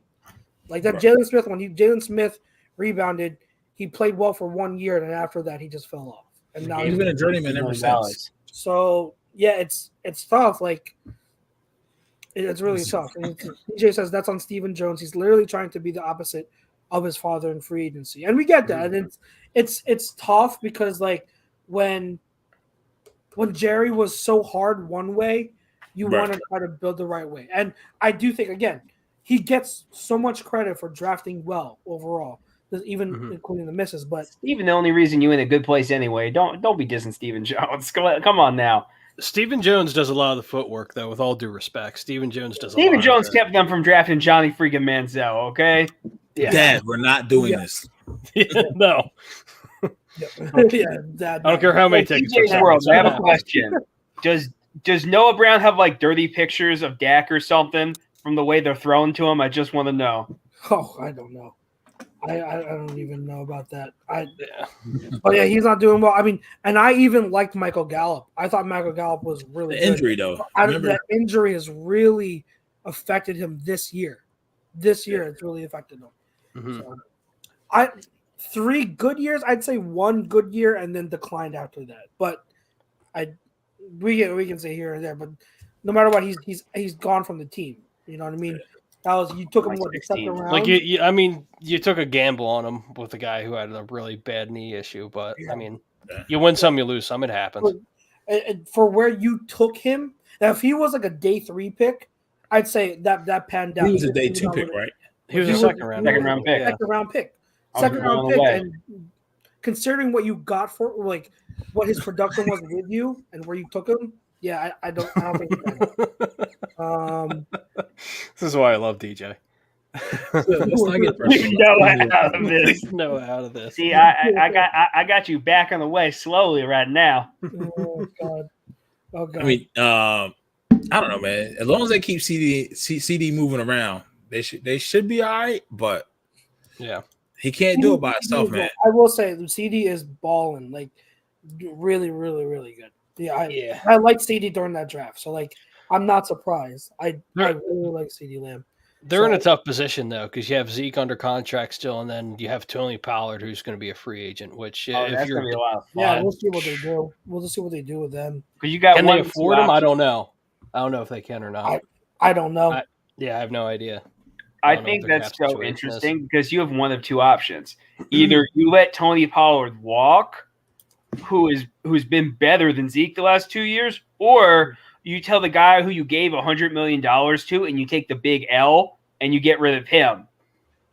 What's his I mean, Pollard won't cost as much as Zeke did, I'll tell you that. No. But are you willing to admit you were wrong about Zeke? It's the same thing about Amari. I mean, I would. I mean, it's not so much wrong as just your team is in a different place. Yeah. You know what I mean? Your team is just in a different place. Like the league has changed in the 7 years that Zeke has been in the league. You know what I mean? Like it's different. Like they don't have that same O-line. I mean, Tyron Smith is getting older. The game and I mean, it is still run heavy, but they were smash mouth for motherfuckers when they came in the league. That first year in 2016 when what's his name? Zeke? No, the dude that broke Romo's collarbone. When Jordan Hicks broke it was forced into a box to run the ball and become smash mouth. And guess what? It worked. It did work. You know what I mean? So So let's see here. It'll be interesting. There are a lot of good running backs. They'll be in free agency. We'll see what they do with Pollard, what they do with Zeke. It's it'll be 14.3 million is his cap. Dead is his cap hit. If he gets cut, his dead cap hit is only 6 million. That's not a lot. Yeah, that's not bad. That's like I'm going. If I'm Zeke, like, look, give me some. I'll restructure my shit. Anybody want to structure the contract? Me, I'm raising my hand, bit. Yeah. But restructure it how much though? I mean, like, you just give him. You just make you lower his cap number. You give him more money. You lower his cap number, but like, even if you lower his cap hit, like, what he's giving you is not going to be close to what his cap number is going to justify. And I think So no matter what, I think you're the big. But I still don't think you can use Pollard for those goal line carries like they do. Like what I see with Pollard is what you saw with New Orleans when Kamara came in the league and they still had Ingram. I think Dallas can tap into. Dallas can tap into that. Yeah, you know what I mean. Yeah. Mm-hmm. But because they complement each other. Like Zeke is right now, he's essentially a short yardage back. Like he's even less than Jamal Williams right now, of the Cowboys. Less than what Mark Ingram was during that prime. Like he's less than that. He's a short yardage guy at the goal line. So he's a really good at giving up or scoring in the red zone. So that's good, but are you gonna justify the cap hit for that type of player, the type of role player? Like that's what I mean. Like it's hard to justify. All Stephen Jones got to do is call Howie. Like Howie, like I'll show you. I got a guy. I got a guy. I got a numbers guy that can help. I got a guy. Now that's a question. That since we're sitting and talking about it, if they cut him, if you're the Eagles. You give him a look as a short yardage back? Hell no. We've been down that road before, okay? Fool me once, shame on me. Because DeMarco wasn't used right. He wasn't used right. DeMarco wasn't used properly. And he was coming off a year where he had the most carries of his career. He was tired. I only know if people could get behind Zeke. I could never see him. Well, I mean, he's cleaned up his act the past couple of years. He ain't been grabbing people's titties out in the parade. He hasn't been crashing people's cars either or swinging at mothers. The Eagles have, for free agent running backs, the only thing I see them doing is signing a cheap free agent running back as like a depth piece. Like if they let Miles walk, they'll either draft the running back or they'll ride into the season with Sermon, Gainwell, and a free agent running back as the trio. Like that's what bring back Sproles. So I don't see them do anything. Well, let's go. God, Don. Let's go to the fourth and anything else NFL wise you guys want to hit on? Real quick, I agree with Past Masters. Gallup and Brown ain't it. That you really need a one unless you have a top 3 wide receiver in the league. If you have I say maybe 4 through 10, your next wide receiver has to be in like 11 through 25. See, I liked Gallup before. I love Gallup. Injury. So what do you do with Gallup? Like, do you go into next season saying he'll be further removed from the injury, and you have faith in him that he'll get back to old? Isn't he still under contract though? Yep, he just signed a new contract. Yeah, because remember, it's always he tore his ACL late last year. Yep, it was like $100 million. So next season is the one where I would think that he will kind of be somewhat back to himself. Yeah, it's usually that second year after the ACL where they come back, and so I think he'll be fine next year. Yeah, he's signed on for another 4 years. Okay, his contract is on 2026. So I mean, that's your. I think he could be. He still could be a solid number 2. Like I like him. You know what, Don? I could see that happening too. Could see that happening. The person I forget who it was. Somebody already said where I think he's going. He going back to link up with his boy. Which one? I think he's going to Cleveland. Nah. Really? Him and Amari Cooper. Woo. Are you him and Amari Cooper? You trade Kareem and what picks do they have? What can they trade? They have nothing. Who, the Browns? The Browns can do a lot. They don't have any picks. They traded off for Watson, didn't they? And he looked like complete dog crap. I mean, when you You can't go get the massages like you used to, bitch. Like, what you think? In your free time. You seen how bad Tiger played after he got caught out there with all him and his women? That's because she kept whooping his butt every day. Let's see. Yeah, the Browns have a second, 2/3. Yeah, a lot of late round stuff. But honestly, even if I'm them, I'm probably trading Kareem and a 2 and a 3. You can't trade someone who's I'm not giving under up. contract. I'm really just balking this whole draft. Kareem's contract is up. Huh? He's a free agent. Contract is up. Okay, so you can tag him and trade him. He going. I'll say it right now because I think they'll go all in. I think he going to Jacksonville, and they're just going to have. I can see that. Because think about that. You're going to have Chark. No, Chark is in Detroit. No, it's Christian Kirk. No, yes, that's why I was thinking. Christian Kirk, Calvin Ridley, and D-Hop. I forgot all about that getting really bad. You made the playoffs after going 1-7. You finished 9-8, and you got Calvin Ridley coming back next year. Jeez. Mm-hmm. And imagine if they get anyone else. Like that is they're going to be good. Yeah, I can't wait to see that. I still think regardless of what you guys all disagreed with me, I still think there is a chance. And I think they should consider it. I think the Bears should consider trading for D-Hop. Oh yeah, the Bears should definitely consider it. I think D-Hop puts a honestly. If I'm Steve Kern and them, well, he's gone now. I'm sorry, my bad. Joe Bidwell, is that the owner? The Bidwells, is that the owners of the Cardinals? I think that's who it is. Mm-hmm. Cardinals, I think so. Yeah. I'm on the phone with Chicago. Like, listen, dog, y'all got the number 1 pick. I ain't sold on Kyler yet. I'll give you Hopkins and my 1 and maybe a 2. You're instantaneous. You get Fields a number 1, you get a number 1 back, and you get a number 2. Wow. So you're saying the Cardinals should bail, even though they just gave him an extension. The Cardinals should bail on Kyler. Oh yeah, because I think Kyler only worked with Kingsbury. Passmaster said he not moving to Chicago, man. I'm telling, listen, dog. If you ain't Newt, I'm gonna call him Newt. He a sneakerhead. There's no better place to be a sneakerhead than if you in fucking Chicago. Trust and believe me. The connections to sneakers in Chicago is real. And he don't mind the cold, one. And he love himself some women. There's going to be in Chicago too. You see what I'm saying? So, because think about it this way: D-Hop goes to Chicago. Now Chicago has their number 1 in D-Hop. They have their number 2 in Claypool or even 2 and Mooney.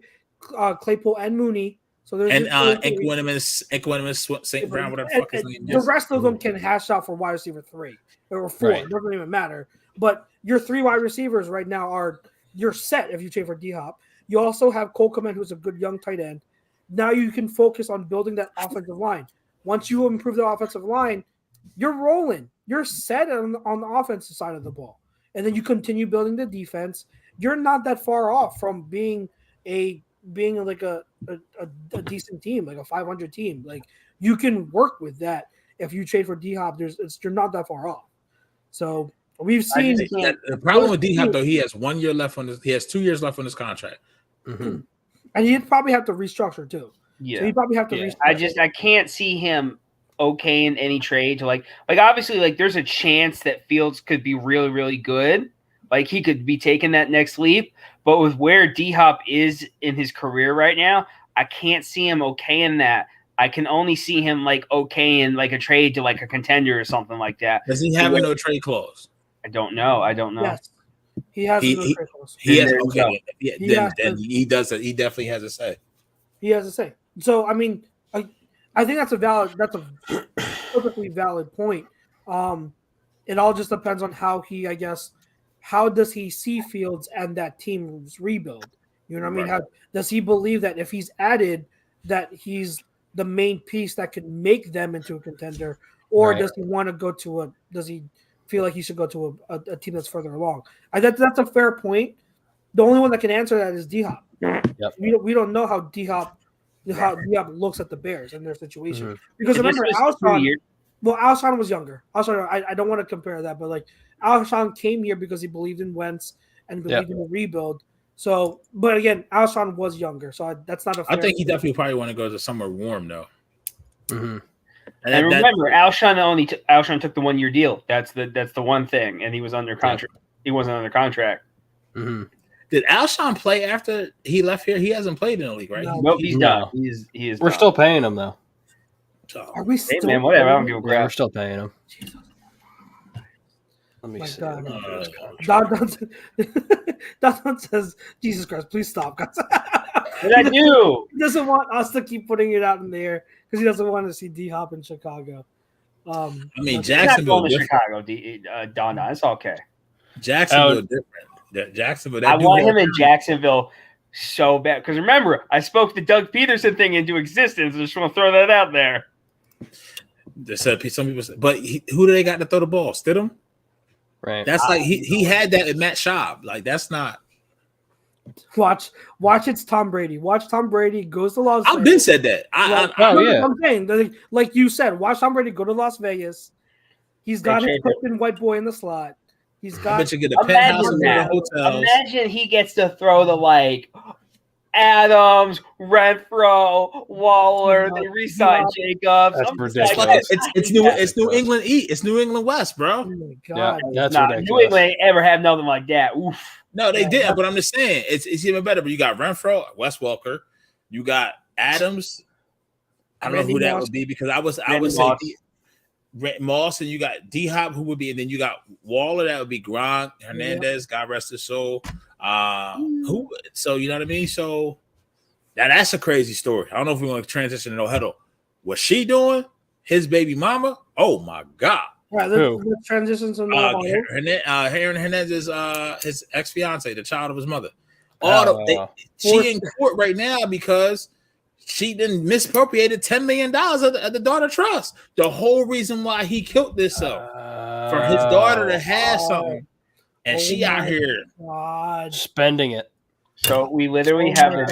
Anyways, let's transition. So the fourth quarter, no huddle, Alonzi Travel, specializing in creating the vacation of your dreams at Disney, Universal, which is going to Texas and Vegas, by the way, or wherever your heart calls you. Let their talented team of travel experts, including HUD's very own Andy Ritz, create a custom vacation for you. I forgot to hit on one of the comments.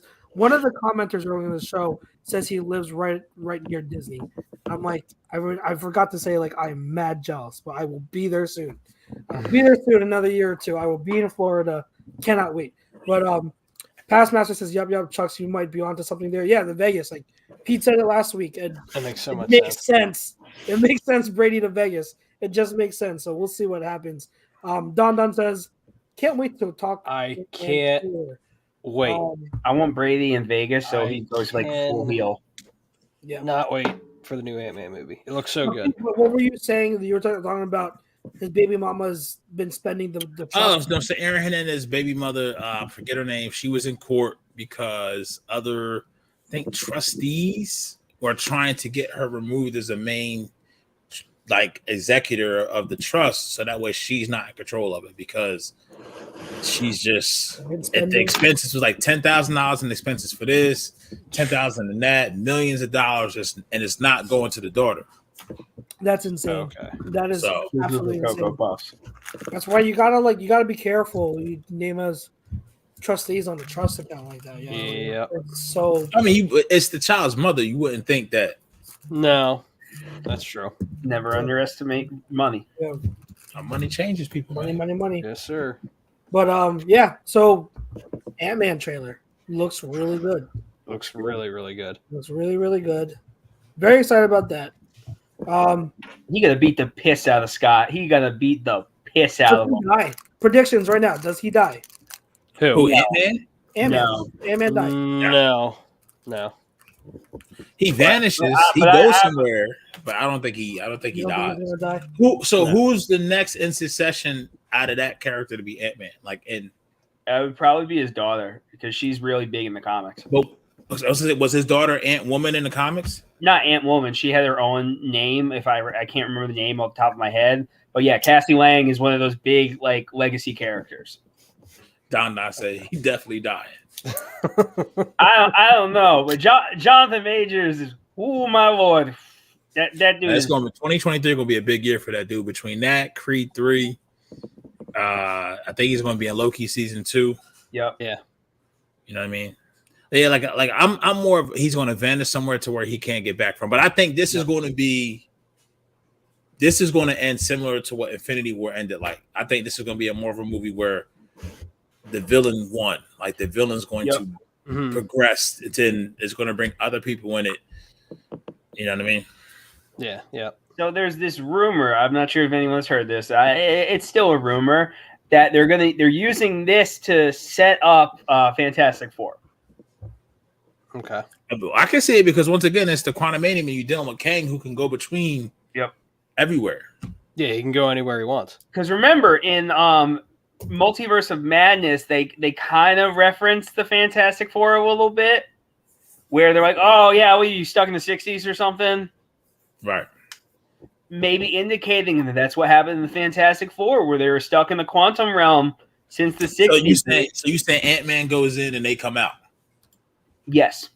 Okay. It's a decent trade-off. I mean, Sam Rose says Evangeline Lilly better not go nowhere. Every time I see her, I always just remember the elf ears. That's it. Between her and Shuri, I'm like, I can't look at the faces. They just annoy me. It's like they're two of the smartest female characters ever, and yet they're two of the dumbest people ever. I don't know. I just like her. I like her lips. That's about it. She's not bad to look at. She's not bad to look at. No.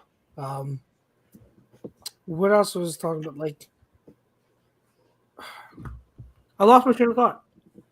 Outside the amateur. Oh, that is true. Pete, how many episodes into Alice in Borderland? So I got to season. I'm still season 1, episode 6. I just watched the last one I watched was the bus one with the water. Oh. They got back to the beach, and then the dude was bragging like, I named this the beach because he had the Gentleman's Club. And the reason why that is, I haven't been able to watch more because I'm in Hunter x Hunter right now, and I'm in the Chimera arc, which is listen. Oh, yeah. Listen. You should be watching you. Who? You should be watching you. The new season. I saw the season. Was it season 4? Season 4 is coming out. Yeah. Yeah. So, but no, I'm in the Chimera arc. I'm almost to the end, and Vinland Saga just came back this past Monday. So. Yes, I watched Wednesday. Yeah. Watched Wednesday. Great show. I'm currently watching Money Heist Korea. So good. I'm kind of like on this like Asian series binge now. So I'm finding a lot. Netflix is putting up a lot of like because I started watching like Alice in Borderland again. So the algorithm has got you now. Like, oh, you want Asian shows? So like kind of. Chuck's gonna be watching Asian shit without the subtitles, understanding it, eating ramen, bitch. With chopsticks. Yeah. Can I just say, man, some of the in these series, yo. Don't spoil it for me, DJ. I'm in episode 120 right now, where Zeno and Netero are still on the dragon with where Netero is on the dragon with Miriam. So it's Hunter. I don't know how this stopped in 2014 and they don't have enough manga material to make more anime. Like they ran out of stuff. But we was about to say something. Sugarfoot. Oh, good YouTube. If you like to kind of watch travel stuff, it made me really put in place how I feel about our Wi-Fi infrastructure. Some guys called it the Tokyo Travel Guy, something like that. And it's all subtitles. He was kind of talking, whatever. It's 20 minutes long, but he went to this outskirt city in Japan, right outside of Tokyo, like a Tokyo suburb. And literally, he said the Wi-Fi here is pretty decent. And he did a speed test on his cell phone. Fucking Wi-Fi was like a gig over the air. Wow. Over the air. It said it was decent. It's pretty decent. And it's a gig. I'm not even getting a gig right now, and I'm hooked in. Like, we're so far behind. Oh, yeah. Japan, yeah. They're so far ahead of us. They got a train that go 200 miles an hour, 300 miles an hour, something like that. It's crazy. Yeah, something crazy. Dude, No, man, Asia, man, like Asia. It's ridiculous. They got bento boxes. The dude literally brought a bento box in the airport or in a train port station, right? Got it on the train, pulled the string out the bitch. Waited, sat there like 10 minutes. He opened the lid. This fucking shit is steaming hot. I'm not surprised. How do you heat something without no heat source? He's just like that, man. He's just on it like that. The stuff in Singapore too, like this. Oh my god, that like the Japanese work ethic is just insane. It's crazy, and it's been like that for centuries. That's crazy. Well, they work like what 40, 50 hours, 60 hours a week. Oh, I have no idea.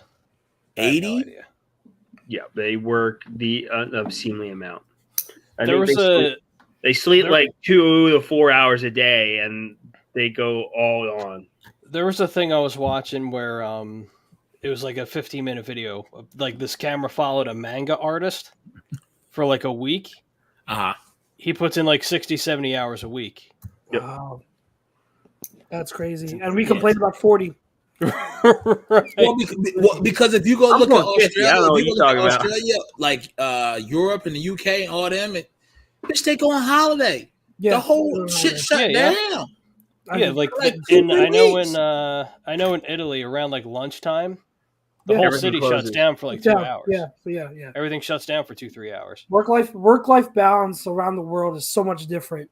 You got, I think in like England they only work 4 days out the week. Yeah, I think it's like that in Finland too. It's like 4 days on, 3 days off. Yeah, Finland. If there's one thing I wish we could take from Finland, or the whole world could take from Finland, is their education system is top notch. It's 95. Like it's amazing. And Sweden is really good. They have their high school success rate is like 95 plus, and then their college success rate is 85 to 90. Finland, the teachers get paid there like doctors. Yep. Yeah. In Sweden, you get paid to go to college. They pay you. It's like a job. They want they want their people to succeed. Don, listen. Cool. I've said this numerous times, sir. Australia, they got everything that can fucking get. If you look up the most venomous snake, the most venomous spider, the great whites. The saltwater crocs that be chilling on top of the tin roof, sunbathing, bitch. Oh yeah. You can sell all my 2 days. DJ dumb as hell.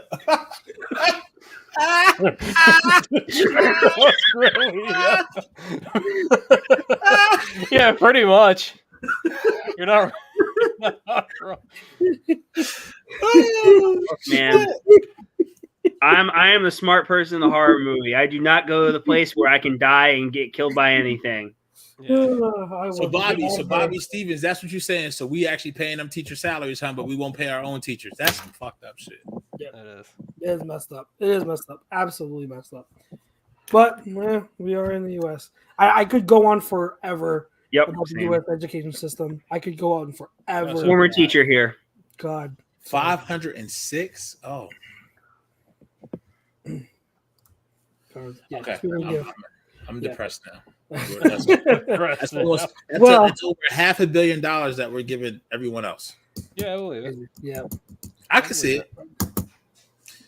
Anyways, let's hope this weekend of football isn't depressing and that it's entertaining. Hoping for at least good games, entertaining games.